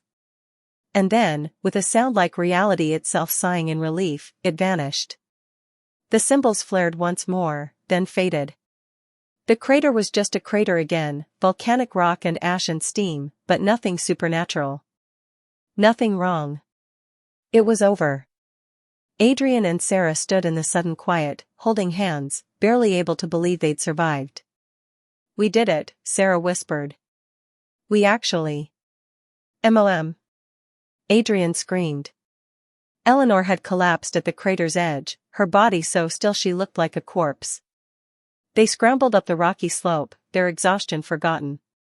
Adrian reached her first, pressing his fingers to her neck, searching for a pulse. It was there. Faint. Thready. But there. She's alive, he gasped. Sarah, help me, we need to get her to a hospital. The nearest hospital is 2 hours away, and we don't have a car, Sarah said, her voice breaking. Adrian, I don't think. No. Adrian pulled out his phone. No signal, they were too remote.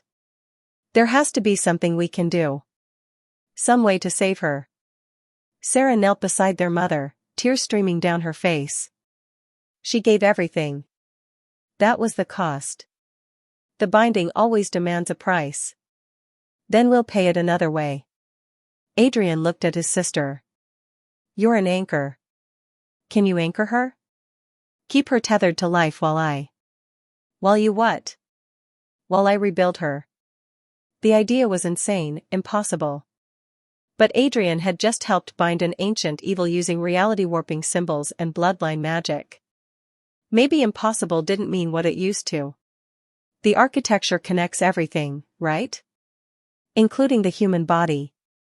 If I can see the pattern, maybe I can reinforce it. Shore up the damage.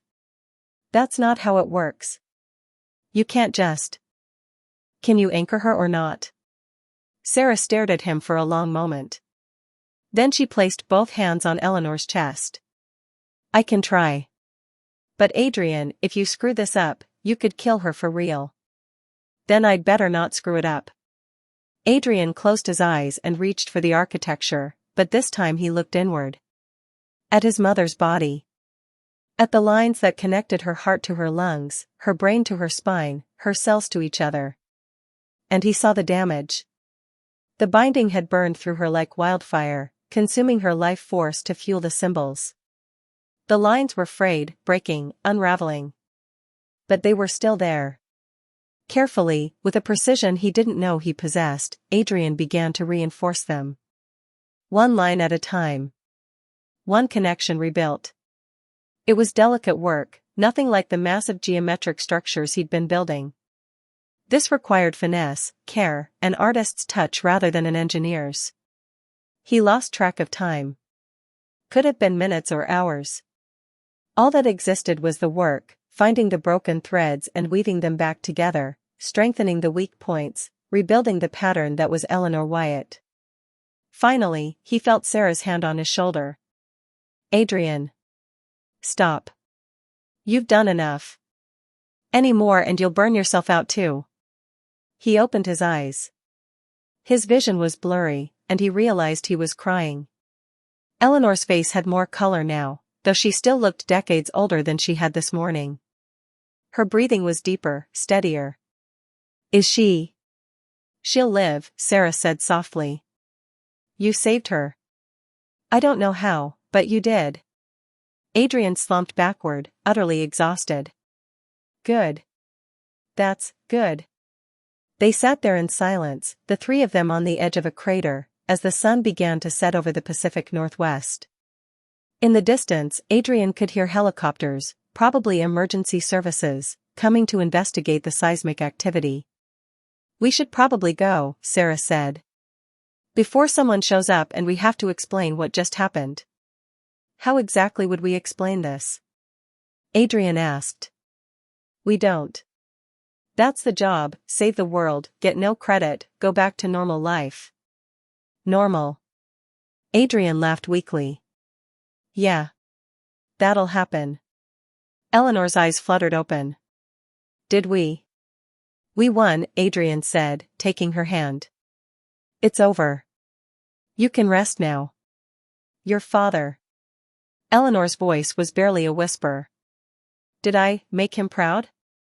You made us all proud, Sarah said, taking her other hand. Now shut up and conserve your energy. We have a long walk back to civilization.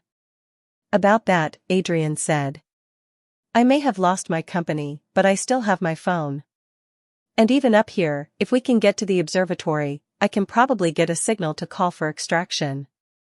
Extraction? Sarah raised an eyebrow. Listen to you, sounding all corporate even after the apocalypse. Force of habit. They helped Eleanor to her feet, supporting her between them. Together, mother, son, and daughter, they began the slow climb back up the crater's edge. The worst was over. But as Adrian looked back one last time at the spot where they'd fought, he noticed something that made his blood run cold. One of the symbols. The binding was complete, the manifestation sealed away. But one of the symbols Eleanor had drawn was flickering. Just barely. Just for a second. Then it stabilized. Adrian told himself it was nothing. Probably just residual energy. The binding was solid, he could feel it. The thing was locked away for another cycle. Still, he made a mental note to keep watching. To keep learning. Because something told him this fight wasn't as over as they'd hoped. But that was a problem for tomorrow. Tonight, they'd saved the world. And for now, that was enough. The hospital room in Portland smelled like antiseptic and defeat. Eleanor had been unconscious for 16 hours. The doctors couldn't explain it, all her vitals were stable, but she wouldn't wake up. They'd run every test, found nothing wrong, and now they were talking about induced comas and neurological consultations. They didn't understand that her body was still recovering from burning through 60 years of accumulated life force in a single night. Adrian sat by her bedside, the codex open on his lap, searching for answers he couldn't find. Sarah was curled up in the corner chair, pretending to sleep but actually monitoring their mother through the weave, making sure the anchor he'd built was holding. "You should go back to New York," Sarah said quietly, not opening her eyes. "Deal with your company. I can handle things here. There's no company to go back to. The board voted me out, remember?" Adrian rubbed his face, exhausted. "Besides, I'm not leaving until she wakes up." Stubborn. Just like Dad. Before Adrian could respond, his phone buzzed. A text from an unknown number, "We need to talk. The binding is failing." Jay. Who's Jay? Sarah asked, suddenly alert. No idea.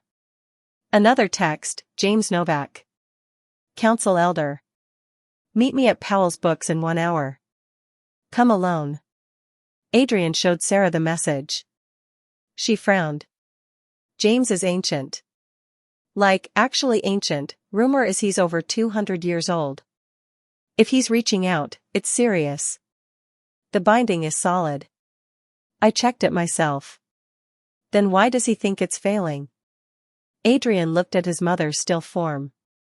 The woman who'd sacrificed everything to save the world, lying here broken because he hadn't been strong enough to share more of the burden.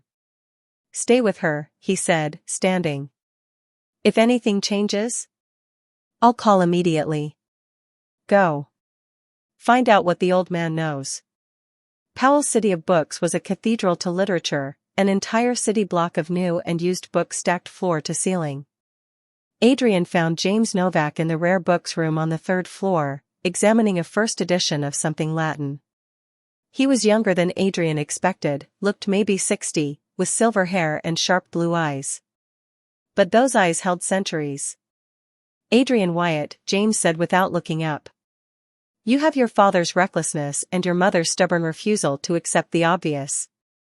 And you have exactly 5 seconds to tell me what you want before I leave. James smiled. Direct. I appreciate that. Look at this. He pulled out a tablet and showed Adrian a map covered in red dots. Seismic activity. Since you sealed the binding last night, there have been 47 earthquakes worldwide. All measuring exactly 3.4 on the Richter scale.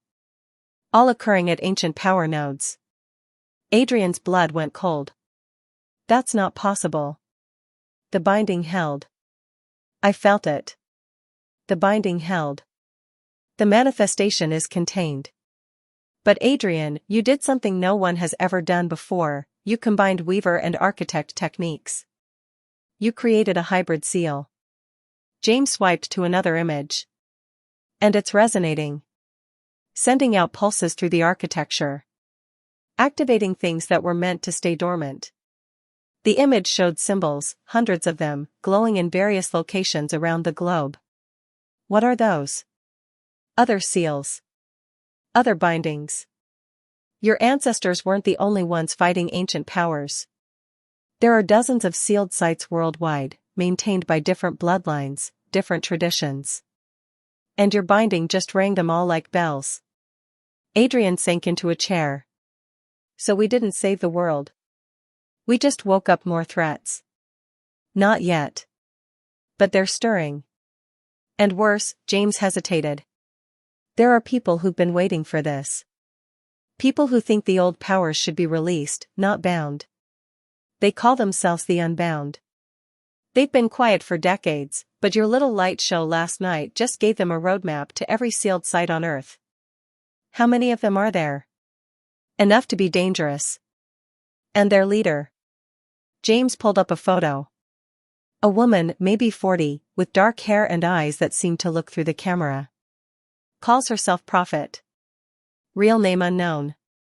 She's been recruiting for 20 years, building a cult of people who think humanity's next evolution requires merging with the old powers. She's insane. She's brilliant, charismatic, and completely convinced she's saving the world. James closed the tablet. And she's in Portland. Right now. Looking for you.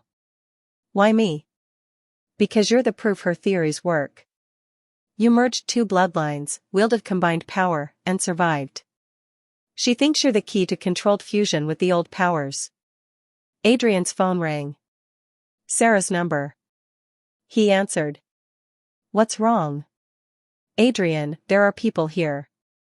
At the hospital. They're not doctors. They're asking about Mom, about you, about what happened at the mountain. Sarah's voice was tight with fear. Security is trying to remove them, but they're not leaving.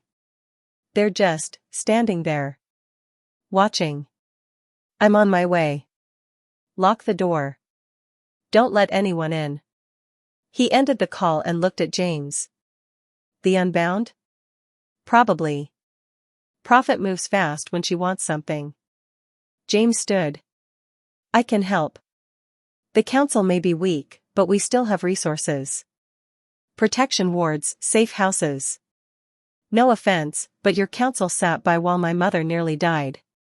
I'll handle this myself. Adrian, you can't fight the Unbound alone. They have numbers, resources, and decades of preparation. You've had one day of training. Then I'd better learn fast. Adrian left the bookstore, his mind racing. The binding was causing ripple effects. More threats were waking up. A cult wanted to kidnap him. And his mother was defenseless in a hospital bed. He'd thought defeating the manifestation was the end. It was only the beginning. And the flickering symbol he'd seen at the crater suddenly made terrible sense. The binding wasn't failing. It was evolving. And he had no idea what that meant. By the time Adrian reached the hospital, 3 police cars were parked outside. Sarah met him in the lobby, her face pale. They're gone. Just vanished when the cops showed up. But Adrian, before they left, one of them gave me this. She handed him a card. Black paper. Silver lettering. An address in Southeast Portland and a time, midnight. On the back, a single line, your mother's life for your cooperation. P. It's a trap, Sarah said. Obviously. You're not actually considering. They threatened Mom. Adrian's voice was cold. So yeah, I'm considering it. I'm considering walking in there and tearing that place apart brick by brick. That's exactly what they want. They want you angry, reckless, making mistakes. Adrian knew she was right. But the rage burning in his chest didn't care about logic. His phone buzzed again. This time, a video message. He opened it with shaking hands. The video showed his mother's hospital room. Empty. The bed unmade, medical equipment torn from the walls. And on the pillow, a symbol drawn in what looked like blood. The same symbol that had been flickering at the crater. No, Adrian whispered. No, no, no. He ran. Sprinted through the hospital corridors, Sarah right behind him. Burst into his mother's room. Empty. Just like the video. And on the pillow, the symbol mocked him. They took her, Adrian said, his voice breaking. While I was meeting with James, while we were distracted, they just walked in and took her. Sarah's hands were shaking as she touched the symbol. Adrian, this is written in her blood. They hurt her. The rage exploded into something cold and focused. Adrian pulled out his phone and texted the number that had sent the video. I'm coming. If you've hurt her, I'll make you regret being born. The response was immediate, midnight. Come alone. Bring the codex. Adrian looked at his sister. Get somewhere safe. Call James, call the council, call whoever. I'm going to get Mom back. Not alone you're not. Sarah. She's my mother too. Sarah's eyes blazed with golden light. And I may be broken, I may be scared of my power, but nobody threatens my family. So you can either take me with you or I'll follow you anyway. Your choice. Adrian looked at his little sister, this woman he'd known for less than 2 days, who'd spent 3 years running from her gifts, now standing defiant and ready to fight. She was a Wyatt, through and through. Okay, he said. Together. But we do this smart. We get help, we plan, we. His phone died. Just shut off completely, despite having a full charge. Sarah's did the same. The lights in the hospital room flickered. And on the pillow, the symbol began to glow. They're not waiting until midnight, Sarah whispered. They're coming now. Then we run. They ran. But as they burst into the corridor, Adrian realized they were already too late. Every exit was blocked by figures in dark clothing, standing silent and still. And at the far end of the hall, backlit by the emergency lights, stood a woman with dark hair and eyes that gleamed with fanatical certainty. Prophet. She smiled. Hello, Adrian. Let's talk about evolution. The darkest hour had arrived. And Adrian was out of time, out of options, and out of miracles. Let my mother go, Adrian said, his voice flat and cold. He and Sarah stood back to back in the hospital corridor, surrounded. Prophet laughed, a sound that was surprisingly musical. She's perfectly safe. In fact, she's stronger than she's been in years. You see, Adrian, your hybrid binding created a resonance, a feedback loop. We simply redirected some of that energy back into her. A little gift. Think of it as a down payment for your cooperation. As if on cue, Eleanor Wyatt stepped out from behind Prophet. She looked incredible. The white hair was gone, replaced by her natural silver. The lines of exhaustion and age were smoothed away. She looked 20 years younger, vibrant and powerful. But her eyes were wrong. Blank. Vacant. What did you do to her? Sarah whispered, horrified. Just a simple adjustment to her energy patterns. She's resting. And she'll stay that way until Adrian gives us what we want. Prophet took a step forward. The Codex. And you. You want to unbind the old powers, Adrian said, stalling for time, his mind racing through the symbols in the Codex, searching for a way out. You'll destroy the world. No. We will transform it. Humanity is stagnating, drowning in its own mediocrity. We need to evolve, to merge with the raw power of creation. It will be painful, yes. Many will not survive the transition. But those who do? They will be gods. You're a sociopath. I'm a visionary. Prophet smiled. And you, Adrian, are the key. Your unique bloodline, your ability to create a stable fusion of architect and weaver energies, you can show us how to merge without being annihilated. You can usher in the new age. I'd rather die. That can be arranged. But your mother would die with you. And your sister. Adrian met Sarah's eyes over his shoulder. He could see the terror, but underneath it, a flicker of defiance. A shared look passed between them, a silent agreement. A plan formed in the space of a heartbeat. You said I created a feedback loop, Adrian said, taking a step toward Prophet, holding up the codex as if an offering. That my binding is resonating through the architecture. Yes. A beautiful, glorious accident. It wasn't an accident. The lie hung in the air. Adrian reached for the architecture, not to attack, but to do the one thing Prophet wouldn't expect. He amplified the resonance. He pushed power into the binding, turning the subtle hum into a deafening roar that vibrated through every line of reality. He wasn't trying to fight. He was ringing the dinner bell. The effect was instantaneous. Every single unbound in the hallway cried out in pain, their minds overloaded by the surge of raw energy. Prophet stumbled back, clutching her head. What are you doing? She shrieked. Calling for backup, Adrian grunted, blood trickling from his nose from the strain. The feedback loop flared.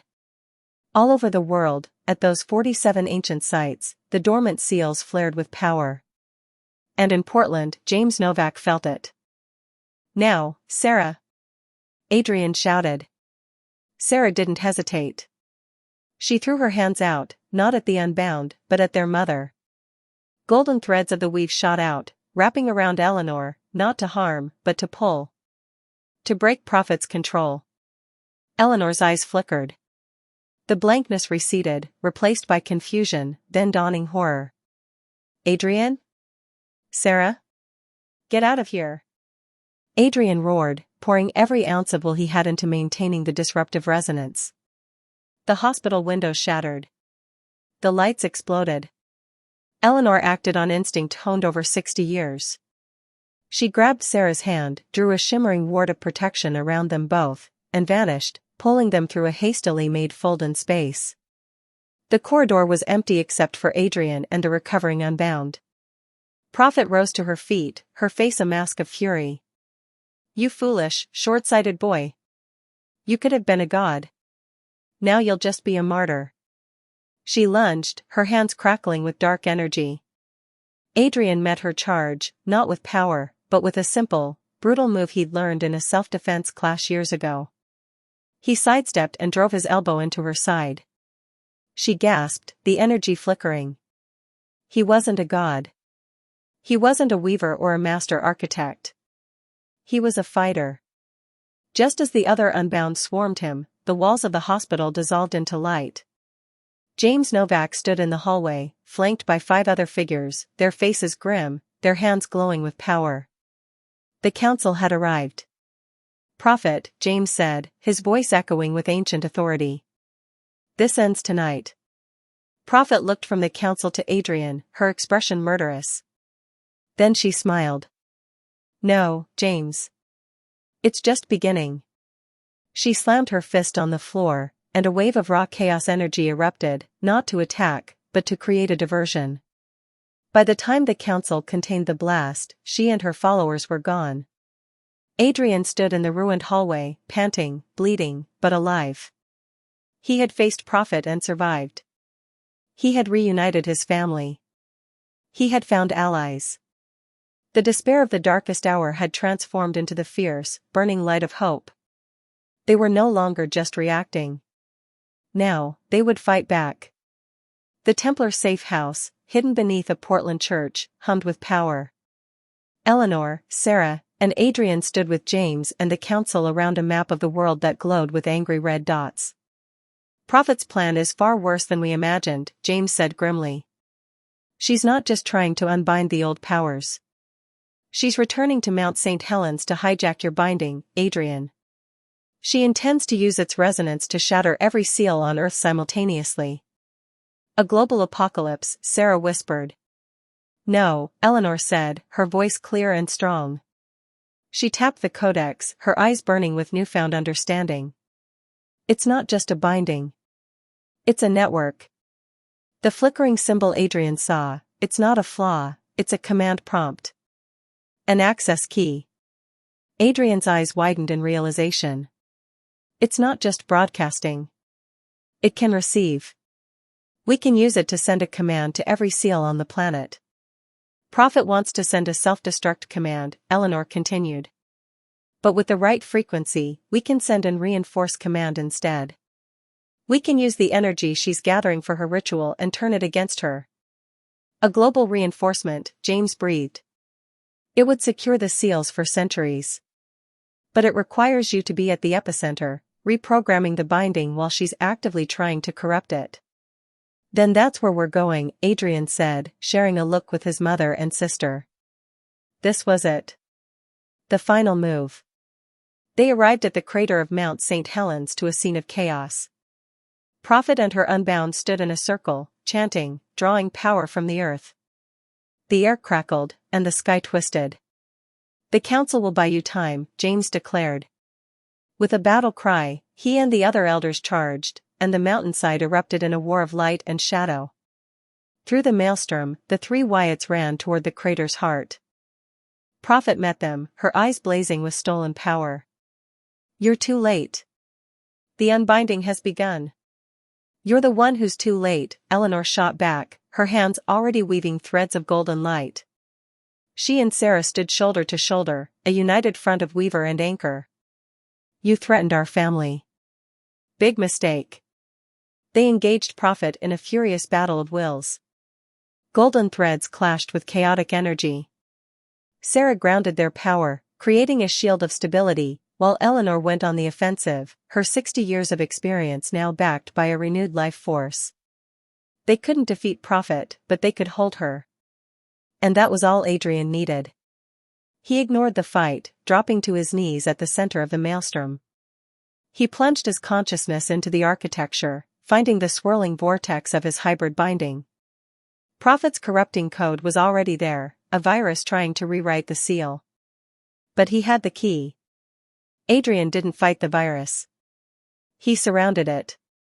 Using his architect's skill, he built a new structure around Prophet's code, a logical loop that redirected her own commands.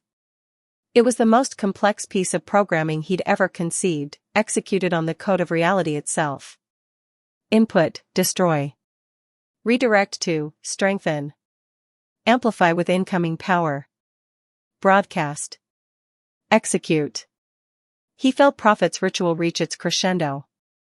A massive wave of energy surged toward the binding, intended to shatter it. Adrian slammed the final line of his new code into place. Now. The binding accepted the energy. But instead of shattering, it glowed with brilliant, pure white light. The command prompt symbol flared. And across the globe, at 47 sites, the seals answered. Prophet screamed as her power was ripped away from her, fed into a network she couldn't control. She felt her ritual backfire on a planetary scale. Instead of unmaking the world, she was fueling its salvation. A wave of purifying energy erupted from the crater, washing over the mountain. The Unbound collapsed, their stolen power gone. The council stood victorious. And Prophet, drained and defeated, fell to her knees before the three Wyatts. It's over, Adrian said, pulling himself to his feet. Eleanor and Sarah lowered their hands, the battle won. They hadn't just saved the world. They'd made it safer than it had been in 1,000 years. Adrian looked at his mother and sister, bathed in the afterglow of the reinforced binding. He wasn't just a billionaire or an architect. He was a son and a brother. And together, they were a force of nature.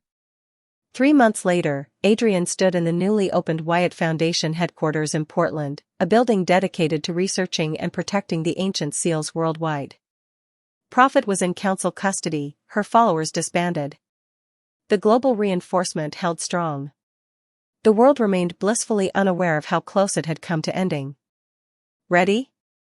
Sarah called from the doorway. She'd moved to Portland permanently, taking a position as the Foundation's lead researcher. Her apartment's protective wards were gone now, she no longer needed to hide from her power. Almost, Adrian said, signing the final document. He'd liquidated what remained of his personal assets to fund the Foundation. Wyatt Industries was someone else's problem now. This was better. Eleanor entered, vibrant and smiling, holding 2 coffee cups. James just called. The council wants to make it official. The 3 of you are the new primary guardians of the binding network. The 3 of us, Adrian repeated, looking at his mother and sister. I like the sound of that. They'd lost so much, his company, their anonymity, their normal lives. But they'd gained something infinitely more valuable, each other. Sarah raised her coffee cup. To family. The annoying, magical, world-saving kind.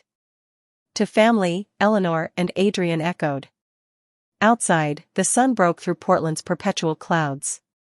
Somewhere beneath the earth, ancient powers slept soundly, held by seals stronger than ever before. The Wyatts had found their purpose. And the world, unknowing and safe, turned on. The end. Thank you so much for joining me on this incredible journey. If you loved this story, please hit that like button and subscribe for more tales of magic, mystery, and family bonds that save the world. Drop a comment below telling me your favorite moment. I read every single one. Where are you watching from?